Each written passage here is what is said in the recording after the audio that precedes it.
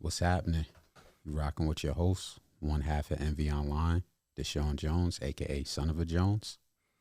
And his nappy-headed co-partner, Lisa Johnson. Lord. I feel you, man. Yeah, man. So we back with out of here. we back with episode 13, and Yes, sir. as usual, got a lot of sports content for you this one. College basketball, NFL topics, Hbcu topics. But we're gonna start off like this. So if you're into sports, you got the news alert today. First thing in the morning, I get a text message from somebody. Yo, check the news. They just released Brittany Griner. So first I want to start off by saying congratulations to Brittany Griner and her family to receiving her back and her getting out of that Russian jail, because it was looking real bleak, man. When they gave her those 9 years, I was like, I don't know how she gonna get out of it, because we didn't hear nothing for a while. Yeah. But then Biden gave a press conference and everything got worked out, man. Yeah. So shout out to Brittany Griner. Shout out to her family. You got any thoughts on that subject? No, you know, it's a good thing. You know what I'm saying? I think that, you know, basically bottom line, you know, it's just good that she's home. You know, it should have never took this long to get home. It should have never been this long or this while, but it is what it is. And the important thing is that she's home, safe and sound. For what they traded off for, I just hope that doesn't come back in the long run. But I'm gonna leave that alone. Yeah, I'm not even gonna touch on that. Touch on that part. I will say this though. Now that she's home, I know a lot of us as basketball fans have the inclination to start, is she gonna get back next year? I'll say this.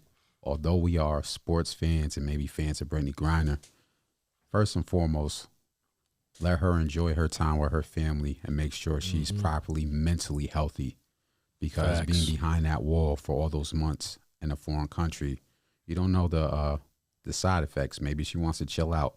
That's not for us as fans to be hounding her on social media. Yo, you're going to be playing next year. Yeah. Let her enjoy her time with her wife. Let her enjoy her time with her family. Let her physically and mentally get back to where she wants to be. And then from there, we'll see where the universe takes her. But shout out to Brittany Griner. We are all rooting for you. And we're happy for you, your family, and your loved ones, man. Facts. I 1,000% agree. So let's get into it. Let's start off with the college content, because we covered quite a few games. Okay. Where do you want to start? One of our favorite places that we travel to. Shout out to Rhode Island. Facts. Shout out to, go ahead, what you going to say? Go ahead. I was going to say shout out to Paige Messier. If I'm messing her name up, apologize. And Ncaa and Ocon, Mr. Ocon. Let me shout him out. They have great content creators over at Rhode Island. Yeah, facts. All of them are doing an excellent job creating content for all the sports and athletics team over there. They do a great job. Most definitely. Shouts out to them. So Rhode Island started off playing Providence for basically the title of the Ocean State. Mm-hmm. Great atmosphere, fans, dope atmosphere, electric. Yeah. Mm-hmm. We turn around while we're waiting for the game to start. I'm like, yo, hey, look, man. It's Kyle Lowry, man. Yeah, facts. So Kyle Lowry from the Miami Heat came through. Then turn around about 15 minutes later, Jimmy Butler came through. So the Miami Heat was in attendance, man. That was real big. Super big. Yeah. Super big. So I guess when they asked why were they in attendance, I want to say the Miami Heat, one of the coaches, his son plays for Providence. So they were there supporting their coach's son. Okay. And that kid stepped up big. His last name is Carter. I forget his first name, but Carter. Is that the one that did the dunk and then like walked down the sideline like yelling and screaming? Yeah. Yeah, because he had Rhode Island tight about that. I just want to put that as a side note. They had a lot of things to be tight about, but go ahead. I apologize. Hey, we're into it, man. We're into it. Yeah. So the game started off, and there's no way to sugarcoat it. We're fans of Rhode Island athletics, but basketball-wise, from start to finish, Providence controlled that game. Right. Once they build up a lead very quickly, they never relinquished it. I want to say Rhode Island maybe got it down to 12 or yeah, they got it down to 12 like or 14. 12 or 10. Yeah. Somewhere in between there, and that was it. They could never get it under double digits. So before we, I don't want to say before, let's just get straight to it and not waste time. Mm-hmm. They lost, I want to say, a heartbreaker yesterday to a buzzer beater. So that was another game they dropped. I want to say they're overall 2-8. So they're at the bottom of the Atlantic. Yeah. The Atlantic 10 Conference. Right at the bottom. What do we, I don't know how to say this. What do we take from this team? Does their record define them, or is this something different, or is this a rebuilding process they're going through with the new coach, Archie?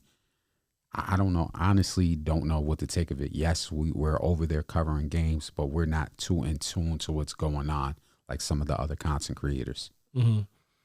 What was the question you saying? Basically, what is your thoughts on their 2-8 start? Because they're all the way at the bottom. I think that, well, I mean, it was a hypeness because Archie Miller came there, but I think that he's kind of in the position of and we're not going to go into it today, probably one of our next episodes. He's kind of in the situation of what Dwayne Killings is in. Okay. You know, like with Will Brown left there, Killings had to like not clean up the mess that's disrespect to the players, but he has to change the culture. Okay. And once he changes the culture, then he has to bring his players in. And once he brings his players in, then he builds off of that. So I think Archie Miller is like, even though because yesterday he made a comment saying that it's unacceptable. Inexcusable the loss is. But the reality of it is you're in Atlantic 10, okay? These some big schools you're playing. Yeah, you're not in the mid-majors. You're in Atlantic 10. The Atlantic 10 is a different animal. And on top of all that, you're non-conferences with big-time division schools. So, you know, what we saw with Providence is they were competing, but they weren't going to win. Mm-hmm. There was nothing they could do. There was nothing. They weren't going to win that game. You understand what I'm saying? Like they fell in a hole, and then it seemed like in the middle of the first half they started getting back, and then the second half they started trying to come back, and I mean they were fighting, but it's not there yet. This is going to take some time. So if I was them, I think you'll probably start to see, just from what I'm seeing, the competitiveness. So it's different with one thing. It's one thing when a team doesn't want to, you know, like they're just getting beat. It's like what we do with the Binghamton coach show yesterday. Like it's, you know, if a team quits, you know, it's totally two different things. You just keep coming. You know what I'm saying? And they'll get it. And maybe come conference play, we'll start to see a difference.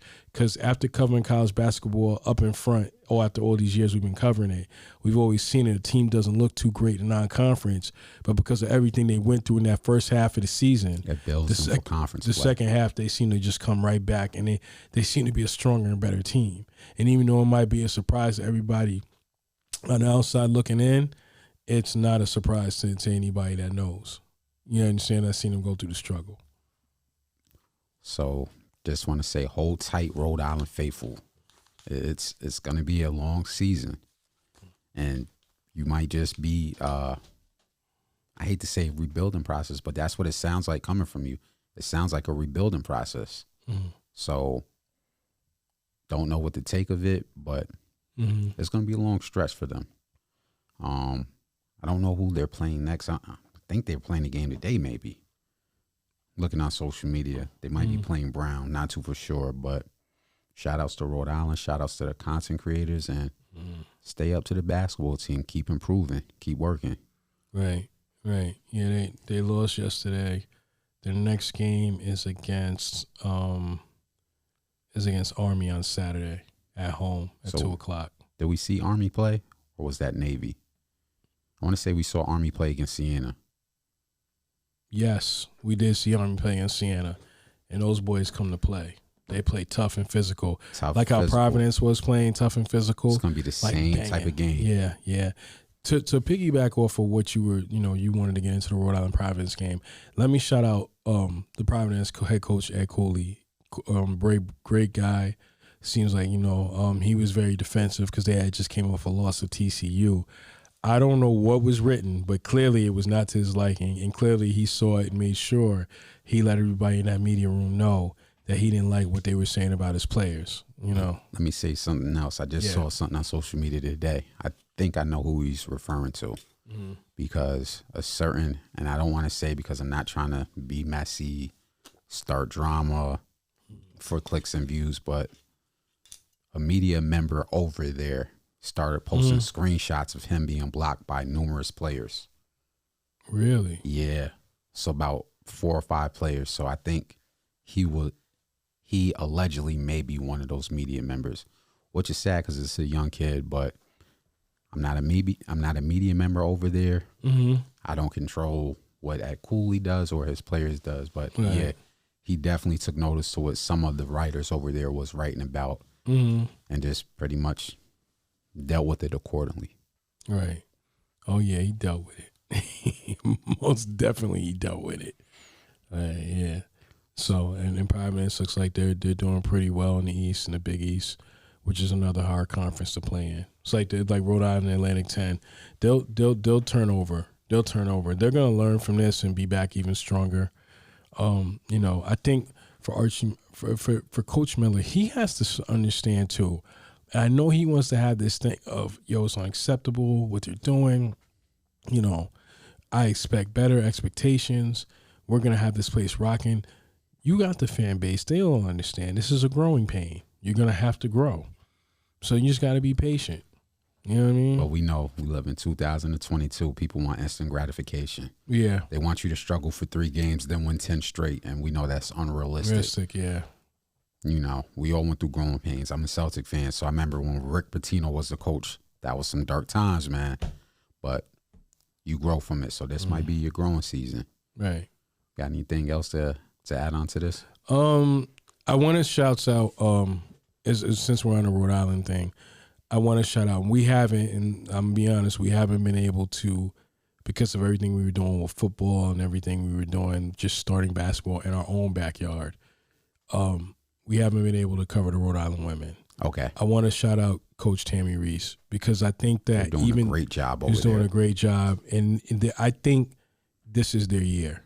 This is their time. Now, are they in the same conference? Yeah, they're in Atlantic 10. They're in second place, I think, if I'm not mistaken. They're in second place. I think I want to say behind UMass, who was the champs last year, who pulled up an upset as a number 10 seed. But point I'm making, I think this is their year. I think she doesn't get enough credit for what she did and came and turned that thing around. And I'm not dissing the Rhode Island fan base, but people need to start supporting her program, because show up. I'm telling you from his perspective, from what we saw, and we'll get into this later. Oh, we saw. Hell no, we're here right now. We saw. Can we interject? Because I want to blow it up. Yeah. We saw. Well, we saw. We were with you Albany women, but when we came, that was the year after Katie Abraham Anderson left, who's now at Georgia. We saw what was going on over there, and it was a winning program. So the expectations were high, and people were showing up.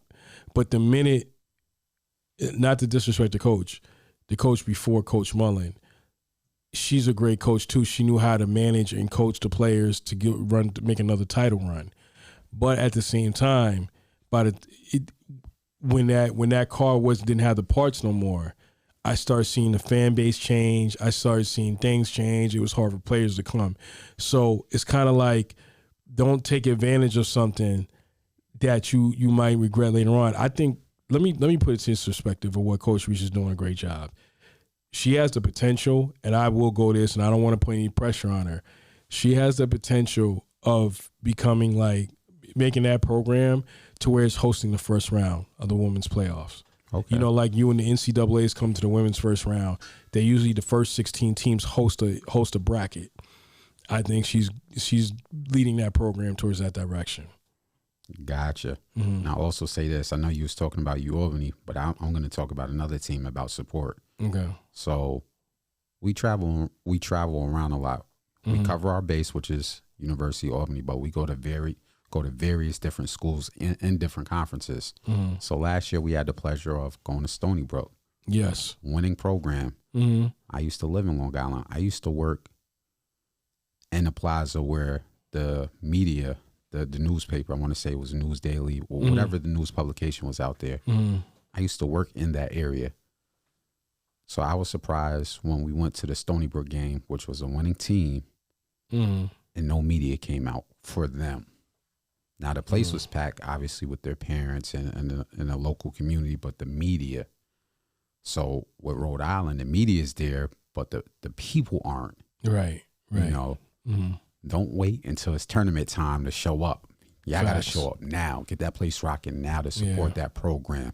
Some great stuff happening over there, man. Yeah. And you know, now with Stony Brook, I mean, I don't know what the record is now. We'll get into that another time. You know, they're not in American East no more. So it don't matter how good their record, right? Yeah. The CAA hosts a tournament in a city. So it's no longer, they're the top seed, they'll have a home. No, that's all going. To the tournament like everybody else. You are going into Delaware. If you want to go see them, you got to go to Delaware and go watch them. That's just what it is. And I think that's fair. That's, you know what I mean, is what it is. That's the level they've raised it to. So that's just the point I'm making. You know, with Rhode Island, the Atlantic 10 tournament, I think, is in D.C. or Delaware. It's in one of the two. The Atlantic 10 is. The men's tournament is in the Barclays. So, okay. I mean, we'll be there for that, you know, but no matter whatever lower seed Rhode Island is, we'll be there. We went through this with the MAC. So, but yeah, shouts out to the coach, Tammy Reese. She's doing a wonderful job. I think she has some setbacks. You know, it looked like they were going to make a run to be, to win the Atlantic 10 title and make a run into the NCAAs. And even though she's had successful seasons the past 2 years, she hasn't been able to get over that hump. I think this is the year she does. Salute to the Rhode Island women, man. Facts. So, want to talk about the next team? Yeah. All right, so we're going to transition. So we're going to first start off with Siena women versus Binghamton, or do you want to go somewhere else? No, we can talk about that game. Oh, because the way your face was, no. Like, what is he talking about? No. I thought you were going to go with the old team, but with the game. With the game. Yeah. So the next game we had a chance to cover, Siena women versus Binghamton. And that was a back and forth game all game. Like, you kind of couldn't get a handle on who was going to take it until literally, mid fourth quarter? This was, I want to say they read a stat for that game. This was the first team in umpteen years to win a game shooting like 30% without hitting a three-pointer. Like, they did some good things, but shooting wasn't one of them that night. Yeah. Baby Jackson was having a problem that night. Early foul trouble. Yeah. That gets any player out of rhythm. I was gonna wait, but since you brought it up, let me say this, and I'm not making excuses for her, but I find it hard to believe how they were calling fouls. It looked like touch fouls. It looked like if she even looked wrong, they were going at her and calling her fouls. So I don't think she checked out. I think she just got so frustrated about the fouls. It's kind of hard to focus on your game. It happens. Even on an NBA level. Like, I was watching the game. It was like the Celtics versus Orlando or some team. And everything was a foul. You breathed on a dude foul. Like, Jason Tatum had 4 fouls in the beginning of the third. But yeah, it was one of those nights for a lot of their players. But they were playing Binghamton, correct? Binghamton, right? Coach Ord. Right. Coach Ord, they had a jump on them, a little 5-point jump, not a big. What did you see in that game? Because you told me after the way you thought it was gonna go. What did you see in that game was kind of the turning point? I think they didn't.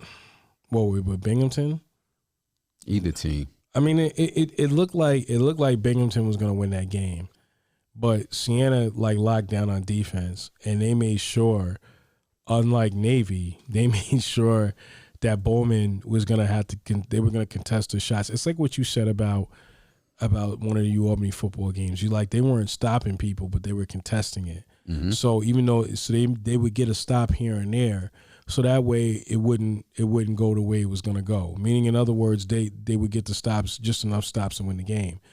I think with Bowman, that's what Siena did. Even though they weren't shooting very successfully, and maybe, Binghamton wasn't shooting great and successfully, they made sure Bowman wasn't going to get a shot. But shouts out to Nate Bowman. She, from what I saw from that game, they were doing everything in their power to stop her, and she still was getting off her shots. She was still finding ways to score. So I think Bowman, she just reminds me of, like Kai Moon. She reminds me of Kai Moon. Like, she can just get the shot whenever she gets it. But at the same time, they're going to all focus on her. So I think that, for right now, that's, shouts out to her. What I saw from that game. I think what ended up losing in the game, Binghamton, as far as I'm concerned, is when they went up, they all went up for that ball. And I think Binghamton did that on purpose because they was looking for the foul. I mean, they was hoping Bowman got it and then got the shot, but they was looking for the foul and they never got it called. You know what I'm saying? So, agreed. But before we get to the end of the game, because that was the end of the game, so we got to mention 2 players from the Siena side. So usually in basketball, there's 2 things you got to do. Either you have good shooting. If you have an off night shooting, you got to be good rebounding. Yeah. So 2 players that we have to mention because they had an off shooting night, but where they stepped up was rebounding. So Ncaa Brown, I hope I'm pronouncing her name right. That 21? She had 17 points, 10 rebounds. Yeah, it's 21, yeah. She was unstoppable, man. She was a beast. Yeah. Everything they threw into the paint, quick post move, drop step, spin off. She had everything going. Yeah. But more importantly, her on the offensive and defensive rebounds. They dug back into that game with their rebounding and second chance opportunities. So that was good for the coach to understand, hey, we have an off shooting night. They're calling ticky-tack fouls. Our players are off. Let me switch the lineup up. Let me make sure she gets her touches. Second person is Alyssa. I can't pronounce her last name, but number 24. So I'm going to say Alyssa, number 24. Okay. Great point guard for them. That was the one that was crossing, breaking ankles at the end. I saw that. Yeah, I did. They have I think she's a freshman. That's a great building block for them. When you have a guard of that size, because she's about 5'10", 5'11", with great handling ability. She has a good read of the game. And then at the end, she was getting those steals. She had back-to-back steals. So them 2 really, really brought it home. Because had they not rebounded, had they not had those steals and inside presence, that game was going to get ugly very quick. Yeah. Very quick. Super facts, yeah. Yeah. So that was from that. But transitioning to what you were saying, piggybacking off Bowman, as we saw that she can get anything she wants. Let's transition into the next game that we went to, which was Binghamton versus Navy. Right. That was a game, man. Yeah, no, definitely. We had a chance to travel out to Binghamton and watch them at home, man. Great experience. Shout out to the people who brought us out there. Dave O'Brien. Yeah. Appreciate it. Shout out to their local media, because their local media does a great job as well as covering the team, their content creators. I always want to salute, everywhere we go, I always want to salute the other content creators. Right. Because there's no competition. We all play our part to bring attention and news and dope content to these teams to make it, more fun. But I want to say, watching that game, I'm not going to lie, man. Thought Navy was gonna pull that out. We're gonna get to Bowman at the end. They were getting anything they want. I want to say number 34, number 30. They were shooting. They had good shooting ability. They had good driving ability. They was pretty much getting anything they want. Oh, you got the stats right there. And well, Kate Sampson, she was number 44 in the middle. She kind of went ham. She was giving them, because for whatever reason, Binghamton was I don't want to make this sound good. They're kind of being hard headed. Okay. Stop going in the middle. It is clearly not working for you. Some teams get stubborn. 44 is shutting you down, and the other girls, it seemed like they you ain't gonna come in here. Shots, huh? Yeah, I saw it. Yep, I know you saw that on that camera. Yeah, buddy. So you know what I'm saying. So I don't understand how they kept going in the middle, but they proceed. But Navy didn't look like an 0-7 team. They didn't play like an 0-7 team. The only thing that made them look like they're an 0-7 team is because they were playing like they were hungry to win. That's a champion. Any championship team is always going to play like they're hungry to win. But with them, it was like they were hungry. They don't. I saw a team on the floor that just didn't want to lose anymore. So I don't know why they're losing games. We don't see them on a consistent basis. But it seems like they didn't finish at the end, and they weren't finishing their shots. Don't know why, but they're better than what their record says they are. You know. So I want to add on to that, because when we talked to their media coordinator, he said something to us. I forget, probably at halftime or before the game.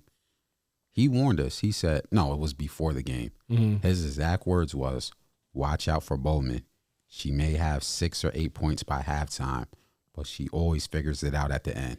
Yeah. And what happened word for word? Yeah, she figured it out at the end. The end. You know, she was doing her thing during the game, but at the end, we really saw her locking on both sides of the floor.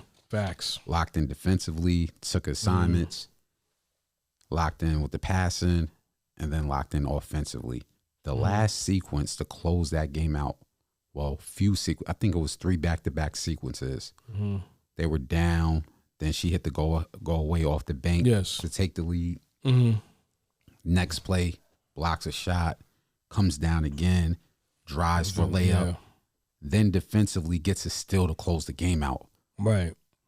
That was two-way play. Like, that's next level stuff. Right. And I don't know if she's a senior or not, but Bowman's a senior. But I think because of the COVID situation, I think she still has 1 more year left. I hope she plays that year out, because that's a great building block for Binghamton to have to know. Yeah. When the game gets tough and we have to buckle down, you got a hell of a two-way player in Bowman. Yeah. Yeah. I wanna go into this and we can hold on a second. Let me pull this up. What I wanted to kind of talk about was Binghamton. Okay. The men's or the women? The women. Okay. Yeah, I ain't gonna get into that. My whole thing is with Binghamton. So last year, and I'm just kind of giving an analysis of what we saw. So last year they came to UAlbany. They finished the season 9-20. Okay. They were bounced out last year in the first round by UAlbany. I want to start off by talking about Binghamton, and when you break the clips up, this is where we'll start from about Binghamton. If Coach Ord came in, and yes, I'm going to go back this far because, like I said, we haven't been able to do basketball previews. Like, we just started our podcast, so we wasn't doing a podcast back then. To kind of give the little background analogy, Coach Ord basically, she came in Kai Moon's junior year. Mm-hmm. I'm going to say this much, and it's no disrespect to Coach Mullen or Stony Brook coach that was previously there. Her name is right in my head, and it's jumping out of my head right now. Coach McCombs, or who else was it? Or Coach Amy Vachon. And the East Carolina women's basketball coach, who she was coach at Harvard at the time. I feel like if Coach Ord was there when Kai Moon first got there, and it's no disrespect to Kai Moon's previous coach, they would have either been in the championship, won a championship, and been in the NCAA tournament. I really feel like that. Kai Moon was that great. She is that great. When Coach Ord got there, I liked what she said in her press conference. I'm not coming here to just be like a good coach, and I'm coming here for us, and our goal is to win the American East title, to get into the tournament, and to get deep into the tournament. That was her goal. She wasn't trying to do anything else. And it seemed like before COVID, she had got it. The first year, did what she had to do, got them to the number 5 seed. The next year, that's when the year right before COVID hit, she got them all the way to the number 4 seed in the conference. They won their first round playoff game, and then they ended up losing out to Stony Brook in the second round. Okay. All right. So COVID hits, they don't play out the next year. Then the following year, they come back last year, 9-20. It seemed like they were playing their way into shape. It just seemed like they were just playing to get through the season. Not to say that they didn't have the same goals. It's just one of those goals is trying to get and play through the season. You get what I'm saying? We're seeing that now. Yeah. So you saw it with a few teams last year, especially in the American East. We're seeing it with a couple of teams this year. But go ahead. So when we're right now with the way Coach Ord is looking with her team, she's aiming to be a top 4 team, and I think she has a possibility. Right now, as we speak, when this comes out, they're in second place, right behind Vermont. Albany's banged up. Maine is still trying to get back into the mix. Right, they're still trying to get back into the mix, but they'll be there. And Albany, I mean, right now, so the top 4 teams is Vermont, Vermont, Albany,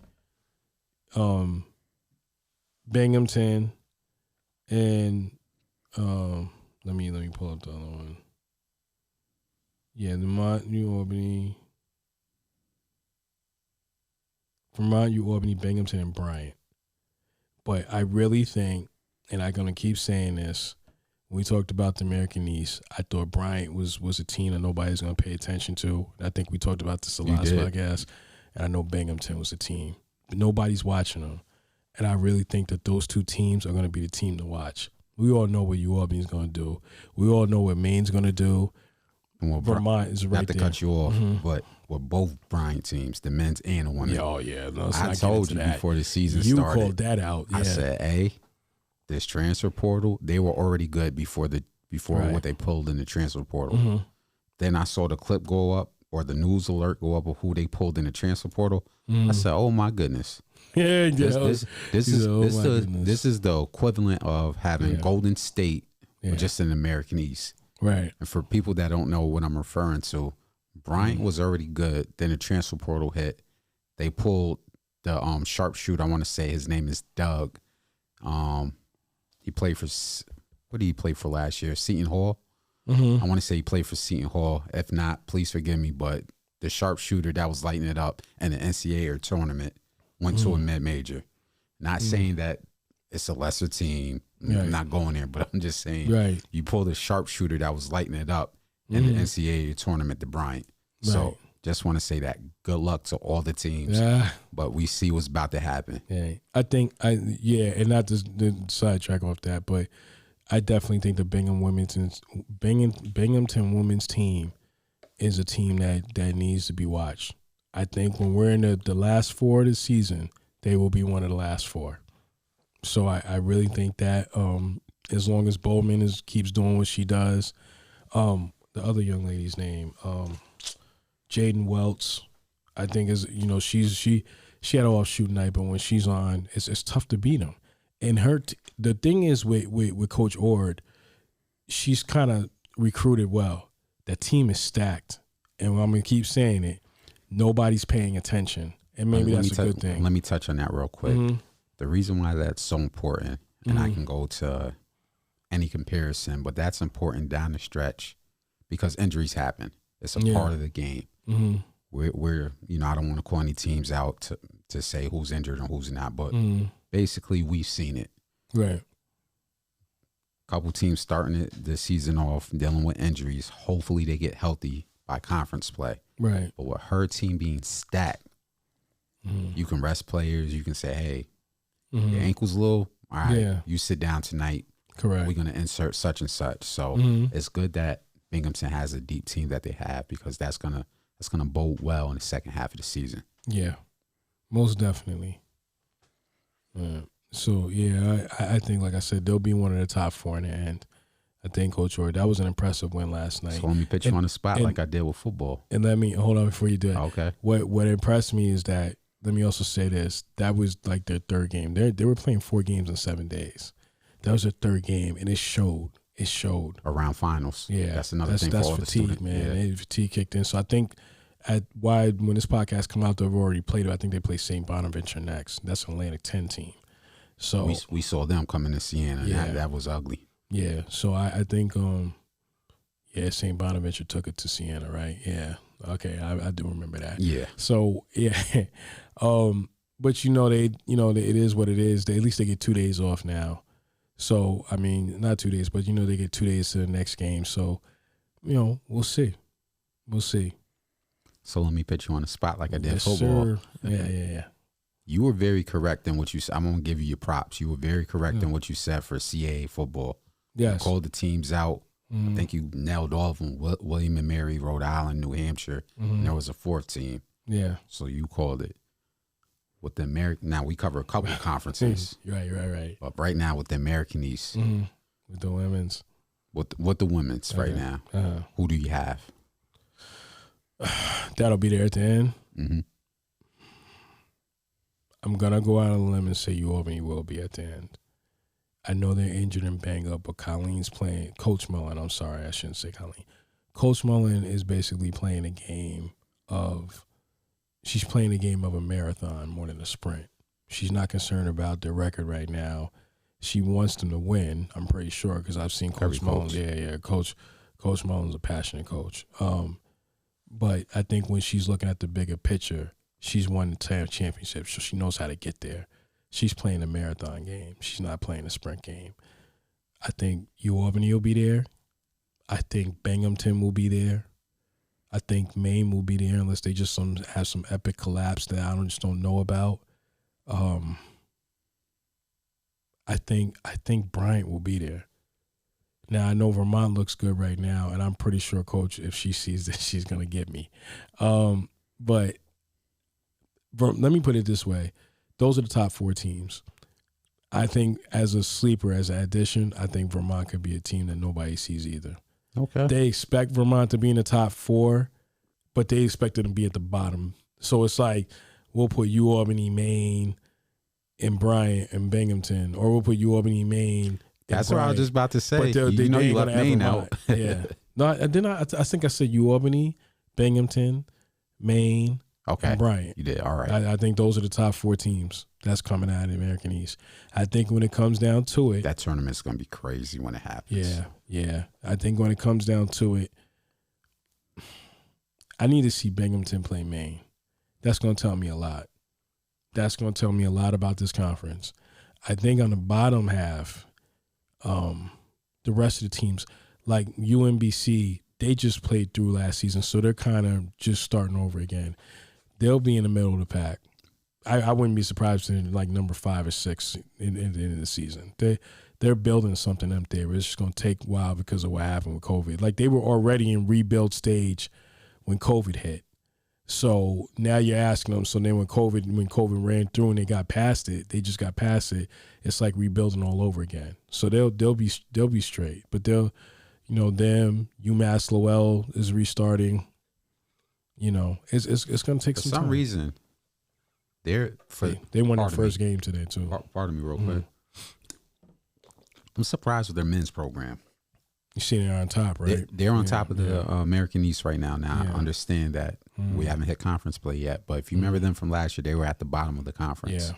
So since we're mentioning them, we got to give UMass Lowell, the men's program on the American East side, some props. Because if you go from being at the bottom of the conference to starting the year off at the top of the conference, you did some things in the off season. I think that's a great thing. And like you said, we'll touch on the men's next podcast. I do want to make this note, though, and it's not a shot at Vermont. I like to see this new blood. At some point, we always doing sports. It has to be some new blood. It just keeps being. Who wants Vermont. to see Golden State win for 10 years straight? We want to see new blood, right? So in American East, we definitely. So Vermont, not Vermont. I'm sorry, UMass Lowell. It was good to see them up at top. Maybe have a championship game somewhere other than Vermont. And that's not a shot. Yeah. I want to, because we want to go there, but it's every year it's Vermont. You got to go. But you know what? Let me say this. I don't think it's us getting there because it's not a far drive. It's in the wintertime. That's the scary part, the snow. Yeah. It's, they're equipped to win it, and shouts out to them. They build a culture and a dynasty, but it's good to see new blood come in. And I would like to see a championship game somewhere other than Vermont. And that's just, that might not be a popular opinion right now, but it's my opinion. Hey, well, who else is giving their opinion in American East? Yeah. All right, so if I can interject, go ahead, real quick, I want to talk about the Albany women. Okay. So I think they're in. Was it third? Is it third or second for the American East? Yeah, I think they're in the third. They're in third place at 5-5, and they just won their game the other day. I forgot who they just played. I'm pulling it up now. Dartmouth, and they took it to them. 73-45. So, Albany women, Shouts out to them. They're in third place right now. That's a little misleading because they started the season banged up. They don't have Morgan Haney.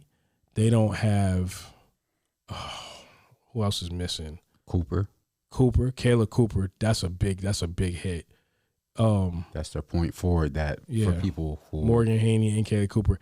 They didn't have Hangerstrand. They didn't have Haney. They didn't have Cooper, and they didn't have DeCortez. She just got in. She just got in, right? And Hangerstrand came in the game before her. So now that you see the team strengthening, it's what it is. I'm gonna give my UAlbany analogy. I just want to do this real quick because I know we're on a time slide. The women, I think what the problem is, and it's not a problem. First of all, salute to Coach Mullen for winning the American East Championship last year. I think what the problem was is or whatever issues was, but for what she's done, and nobody's ever given any credibility or there's so many stories coming out of college basketball. So let me say this real quick. She came in and she didn't have the luxury, and it's not a shot, and I think I said this previous podcast. She didn't have the luxury of it's not a shot at the previous coach who's at Boston College now. She didn't come in when it was, because the previous coach had Amani Tate, Jessica Frecquier, Mackenzie Tropic, Alexi Schechter, Heather Foster. That's 5 people. And I think Frames was on there, if I'm not mistaken. Regardless whether she was or not, they had a squad. You got basically that coach that was before Coach Mullen. She got in the car and she just drove because it was a nice car and it had great pieces and parts, right? By the time Coach Mullen got there, which we didn't even know at the time of media day, until media day, was the guard Mackenzie Tropic transferred. Yep. Jessica Frecquier had graduated. So she didn't have, Amani Tate was already gone. So she had pieces, but she didn't have the whole car. So it's basically like a car you can't really drive out of town, but you can drive all in your area. It'll get you from point A to point B, but you can't be taking it to Rhode Island and Jersey and Maryland, all that, because I don't know how far it's going to go. You get what I'm saying? That's not a shot at the players, but when she came in, she had to basically... It was a rebuilding process. A rebuild from what was left.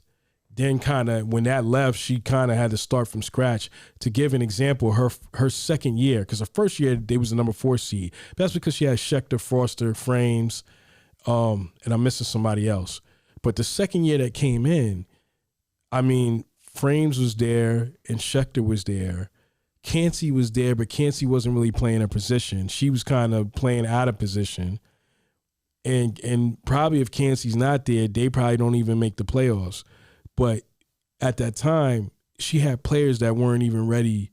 It's not that they couldn't play, they just weren't ready to play. I never forgot the first press conference Izzy came in and said, she was like, I went on the floor, and she's like, it was a different pace, a different speed.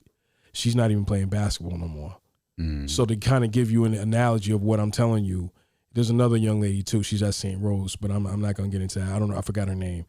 But those 2 players, like, she had to work with that down the line. So that's all she had. So she took them into Stony Brook, got them all the way to the number 8 seed, right? She took them into Stony Brook, almost had Stony Brook on the brink and almost took them out, right? Correct me if I'm wrong. This is the year of COVID. I never forgot it. She took them into overtime and they lost, okay? The next year she comes back, Coach Mullen brings them to the number 4 seed. They get knocked out by Maine. Then last year, UAlbany, they had some pitfalls, and I don't want to say pitfalls. They had some rough stops. They lost to Stony Brook. They lost to Maine. That first Maine loss, because the coach basically took UAlbany's defense and used it against them. That press, I remember. I'm like, y'all been beating all these teams with the press, and y'all got, I got you. So they lost to Maine, they lost to Stony Brook. Those are the 2 top teams. Well, last year, everybody's looking at Maine and Stony Brook, even though Stony Brook was going through their issues with the NCAA, and we won't get into that right now.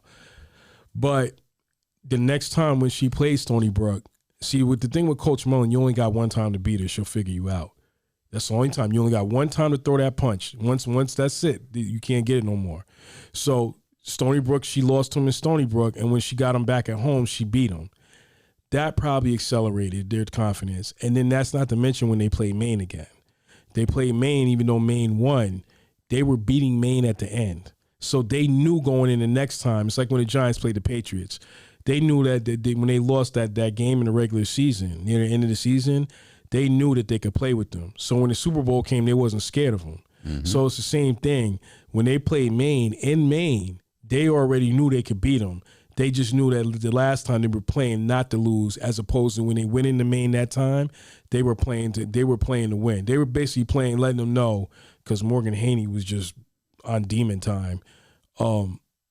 They were playing to basically let it be known, like, we know we could beat you. And that's the mentality and the attitude they had, and they showed it, and they played it, and they won the title, and they did what they did. Now, fast forward, I think Coach Mullen, with the scheduling, she set her team up prior to injury. I don't think she was planning for all these injuries to happen. No coach does. But I think she set the schedule up like a championship schedule. And I think for her, they went into that tournament. They played like 3 or 4 straight days. That's got to be grueling, and you don't even have your whole team. So for her right now, with the team being in third place, with all the injuries they had, she's still feeling good. Once again, she's showing how great of a coach she is. So I'm going to keep saying it. My prediction, because you always ask me when I give an analysis of teams, they're going to be in the championship game. If there's no injuries, there will be. Okay. If they have the Cortez, Haney, all of them, knock on wood, Cooper and all of them, they will be in the championship game. Will they be hosting it? I don't know. But at this point, after what I saw, what they went up there and did to Maine. You want to see you Albany versus Binghamton? Oh, yeah, I would love to see that. That'd be a hell of a game. Yeah. Hell of a matchup. Yeah. Something new. Yeah. I think, like I said, I don't know if they'll be hosting a championship game, but let me make this clear. They ain't host one last year neither. And last time I checked, I looked up, they were playing an NCAA tournament against Louisville. And Louisville, they were kind of fighting Louisville through the first half. Oh, man. Yeah, that was a close game. It's not like they went there and got mollywopped. No. So that's even more scary. So I'm pretty sure with these young ladies, it's gonna go well. They'll be in a championship game. And last thing I want to do, because I know you break these up in the parts, let me shout out. I made a mistake last podcast. Let me shout out the Georgia women's basketball team. About Coach Mullen, there's 3 players I want to shout out. I want to shout out Brittany Smith, who's the forward, Alicia Lewis, who's the point guard, and Diamond Battles, who's the point guard. The last podcast, we definitely highlighted them, but I wasn't being direct with their names. And like I said, the reason, I'm going to just elaborate on this for 30 seconds, the reason why I'm kind of happy at what they're doing and why they're in Georgia, they're going to get the shine that they're supposed to. Like I said before, they were already getting it because the expectations was high if Coach Abraham instead had UCF. But being that she went to Georgia, it's a bigger platform, and it's not, she has to really build anything. She's at this point, now she's at the step 3 part already. Go ahead. She brought her luggage with her. Like Prime, right? Yeah. We're going to touch on that. Katie Abraham Anderson brought her, she brought her luggage with her. Yeah. She brought them dogs with her. Coach Abe brought her dogs with her. Yeah, facts. So I think, and especially with Coach Abe, like what I love about Coach Abe is like she looks to go slay the dragon. Mm-hmm. She just has no fear. Like, she's like, yo, we're going to build this program. I want to see who's the top team. Oh, it's UConn? Okay, well, we're going to go in here. They took it to UConn. And we're just going to throw punches all day. I don't want to say the refs, but. Yeah. No, you can say it because I agree. The officiating was kind of. I thought it was a little ref job. Yeah, it was a ref job. I'm just medium. I'm being biased, but. For all WNBA scouts, I just want to say 2 names. And no disrespect to Alicia Lewis, because I think she's a great guard too. Diamond Battles and Brittany Smith. Diamond Battle. Let's look in the camera. If you are a WNBA team, Diamond Battles is WNBA ready. Brittany Smith is too. We're going to see her in the big leagues next year. I know Brittany Smith wants to be a nurse, and she's talking about nursing. I just think you need to prolong that as long as possible. Diamond Battles and Brittany Smith. If you're a WNBA team or scout, you need to watch those young ladies, and you need to draft them. That's all I'm going to say. Shout out to the Connecticut Sun. You know, just throwing some ideas maybe they out might there. want to look too. Yes, any WNBA team. Facts. Okay. Shout out to Connecticut Sun. Diamond Battles. Got you. But shout out to them because we got a chance to see them play in the tournament, man. Yeah. Great players, great student athletes. Before they transferred out and Coach A got that job, we was going to Temple to catch them. Oh yeah, on the coast. But we might get you. We gonna get you. We'll figure it out how to get to somewhere around there because the SEC is all deep down south. So we on the East Coast. So shout out to Georgia. They got a good program down there. Facts. So where we transitioning to off now? You want to go right to where homeboy got his luggage, or do you want to go to NFL? I sure do. I want to go to HBCU. The homeboy got his luggage. All right, so let me set this up properly. Yes, sir. Obviously, if you've been watching the media, we all know. It doesn't have to be long and drawn out. Coach Prime took the job at Colorado. Jackson State is getting a new coach. I don't know if they finalized that, but it's been a big uproar. So let me say this. Mm-hmm. I was going to come into this guns blazing and giving all types of opinions. Yeah. But let me say this. I read the room of HBCU Twitter. HBCU Twitter is vicious. Okay. If you didn't go to a HBCU, you need to tone it down. But I got y'all. Check it. Mm-hmm. So even though I got a lot of opinions on this topic, I'm going to be a little more reserved. I went to a PWI. I got my bachelor's from a PWI. But check this out. My business partner went to a HBCU. He sure did. He graduated from an HBCU. Can I tell him which one? Because I love this person so much. Yeah. Shout out to Mega Evans, who's an unsung hero of the civil rights movement, who I believe doesn't get talked about enough. But shout out to your HBCU that you're alumni at. Yeah. So I'm going to lob it up since HBCU Twitter. I don't want y'all to bite my head off because I went to a PWI and you think I'm sticking my nose in your business. But my business partner went to a HBCU. So with the complexity of this issue, because it's multi-layered, it's not just Coach Prime leaving. It's Jackson State, how they're going to build and continue. It's other HBCUs. It's funding. It's so multi-layered. I'm going to lob it off to you. How do you want to start addressing this? I think where we start is where with Jackson State. I think that let me think. I think it brought a bigger attention to something else, a bigger alarm to something else. So Deion Sanders leaves. He announces he's leaving, and he did it in such a professional way. He didn't do it the way I've seen some cowardly coaches have done before. Okay. So prior to that, he leaves, and they're like, "Oh my God, how can Coach Prime leave? What is he doing?" Da da da da. But my response to that is like, well, I don't understand what the problem is. The man came in there and gave half his salary back to the university so that they could help pay for things to create a better environment for the players. I don't understand what the issue is. Please explain to me and understand to me how that's an issue. So I guess because he's leaving to go to Colorado, which is a Division I school, or both schools are Division I, but they're mid-major. So Jackson State will never be able to compete for a national title. That's another layer. But let me start here. I think it started bringing some attention to what maybe we should be asking questions about. So I'm trying to understand. Coach Prime came in there. I don't think I knew anything about Jackson State prior to Coach Prime. I'm going to say that. I don't think, I know maybe you did, but I didn't. The SWAC, what games did we ever see of HBCU colleges? We never saw anything. Let me just interject this a little bit. Except the classic that with Grambling and Southern. That's it. That's all I knew. Let me just interject this a little bit. Okay. So I'm not totally ignorant to HBCUs. Outside of this cousin, I have another cousin that was a running back for Delaware State University. So I'm very in tune. I tried my best. When we started off with football, there's a HBCU school that's integrated into CAA football conference, which is Hampton.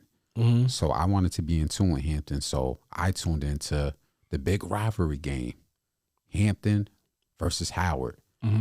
So I thought there was going to be a big uproar as far as media coverage. Couldn't find no info on the game. No. Got on social media. What did I call you immediately? I said, hey, neither one of the school's social media account is active right now, and they probably wasn't active 6 days prior. I don't see no tweets. I don't see no Instagram posts. I don't see no highlight clips. And somebody might say, oh, well, that's just the social media. What era do we live in? Social media era. That's how you promote what's happening to these younger kids that's going to tune in, so we know the spotlight. I got on Twitter. I started tweeting, and then 3 minutes later, who's right behind me? The Hampton Twitter account, because I blew that up. And I will say it. How embarrassing. There was such a lack of attention for promotion to that. I was just stunned, and not calling anybody out, but you can get student interns to handle that. Facts. Didn't see no highlight clips. Like, it just blew me. So I just want to interject that little bit so you can touch on the spotlight, because what I saw from Twitter is, oh, y'all didn't know this. Y'all just wasn't paying attention then. Mm-hmm. We were paying attention. Unless you live in them areas where you can go to them games, which some of us don't, how will we know? Facts. So go ahead. No, I think that, and this is where I want to go with it. Like, there's no attention, there's no media, there's no nothing. So unless, and let me tell you, it's two schools right now. It's North Carolina A&T and it's Hampton and the CAA. So they're gonna get, basketball wise, they're gonna get something with Flow Sports. They're gonna get they're gonna get a tournament. One of them games. When they do the CAA tournament, they're gonna get some type of push. My problem is, and my issue is with the Meek and the SWAC is, how do you let this happen? What were you doing for all those years? I am a grown man. Okay, I've been through high school, college. Now I've had a career. So to be honest, let me just keep it real. Like I'm around Gillian Wallow's age. I'm in my 40s, right? Mm-hmm. How does this happen all this time? And you mean to tell me prior to that, all y'all had was a Southern Classic? That's all you got. And just so we're clear, once again, Deshaun went to a PWI, but he went to a HBCU. So this is not a brother that's just getting on the internet being ignorant to HBCU culture, very in tune with himself. Dude studies a lot. Dude's very educated. Him and another cousin went to a HBCU, hung around other black people that went to HBCUs. Mm-hmm. And he was telling me, yo, D, until you came, it was hard to find info on some of these games. Not just football, basketball, softball, both men's and women. Because that's one thing with us. We just don't look at the men's team. We look at both sides. Mm-hmm. Go ahead. I think the layer is, and let me go here. So let me show you. This is what we call a media kit. Little media kit, right? Mm-hmm. We're not even talking about the book that we get. So this is on the camera. This is Binghamton's book. This is what they get for like a media kit, right? Binghamton men's basketball. That's for the beginning of the year. Gives you all the information. This is what a pregame kit is, what they see. Whole thing. Got all the players, got the last game, got the statistics, got everything, right? Mm-hmm. I can't tell you how many times we've been to a game, a HBCU school was playing. I didn't see a media representative. I didn't see any social media. I didn't even see this. Stats. I didn't see a book. Nothing for them and as a representative. Where is that money going? Do not tell me you don't have the money, because especially, and I'm not going to call nobody out, but let me say this. All HBCUs ain't in the same conference. So if you in another conference. CIAA conference, who they say is the most organized. That's just what HBCU Twitter is saying. If you if you in those conferences, how are you not having that? We know that the conference provides you and cuts a check for that. How are you not providing that? How? And let me go here. You know what else? And Dion had talked about it. He said, I think he's kind of being nice and he's not blowing people up like he really should. But let me make this clear. You know what I'm starting to realize?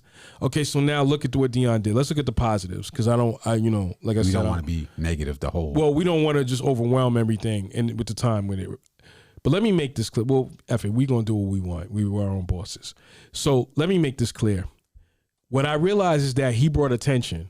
It's like what I said about when South Carolina State coach, who finished last this season, by the way, good luck with that.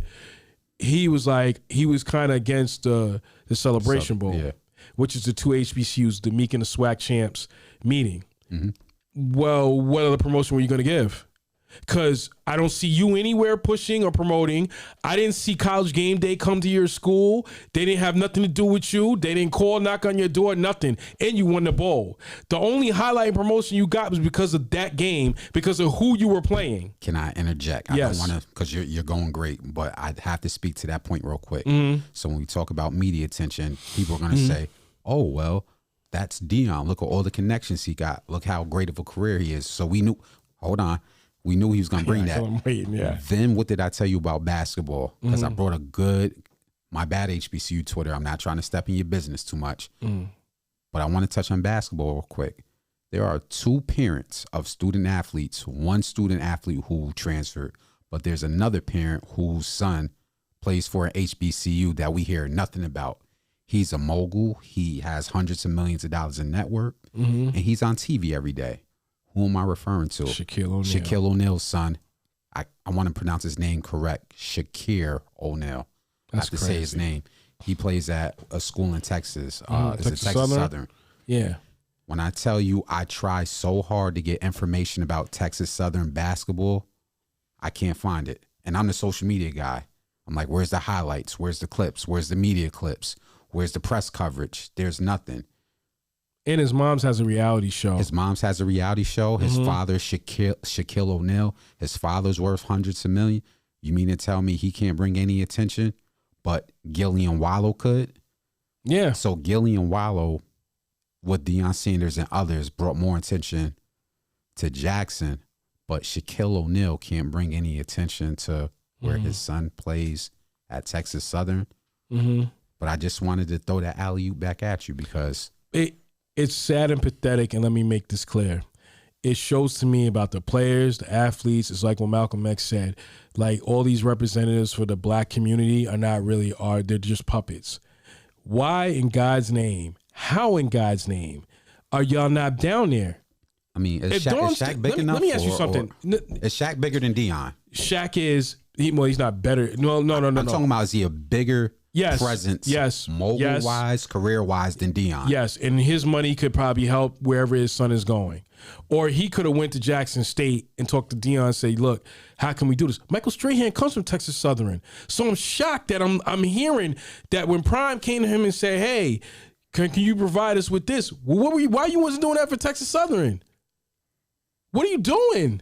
Then let me make this clear. I don't understand with Jackson State. Let me make this clear. The SWAC commissioner said something that was very alarming to me in that SWAC media day. Shouts out to Tiffany Green, who was part of that, but the other guy, I can't deal with that dude. That dude's, he's too extra. Anyway, I ain't gonna get into that. He said, well, what do you think about a super conference? He said, well, we ain't got to do. We are a super conference. Oh, really? You're in the mid majors, man.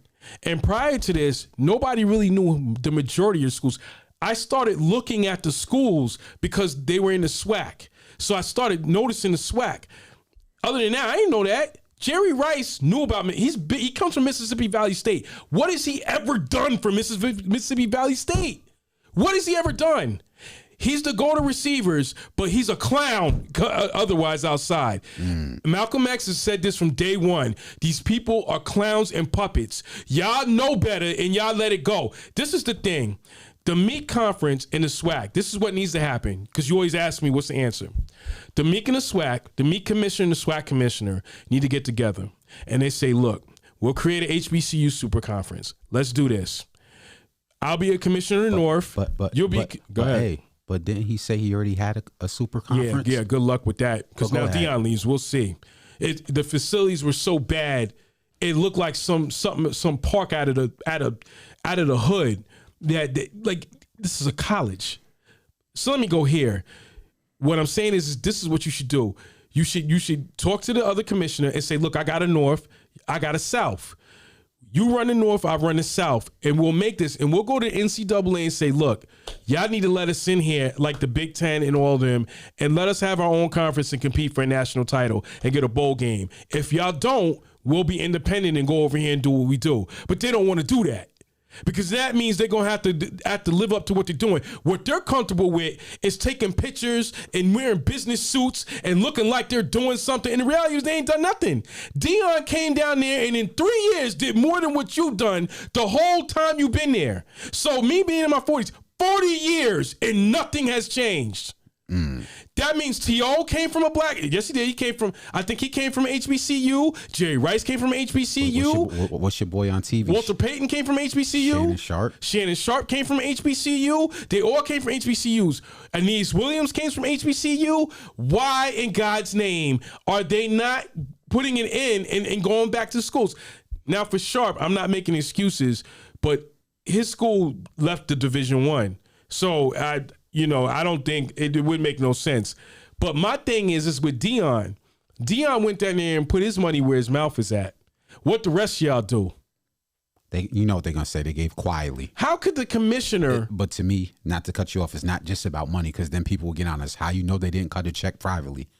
Look at the social capital, meaning him calling his industry buddies. Like when them kids were on the bus and Wallow or somebody called Meek Mills, and Meek Mills is Facts. on the phone, rapping with them, hyping them up before the game. Mm-hmm. That is more than just money, because then they're going to get on social media and post it.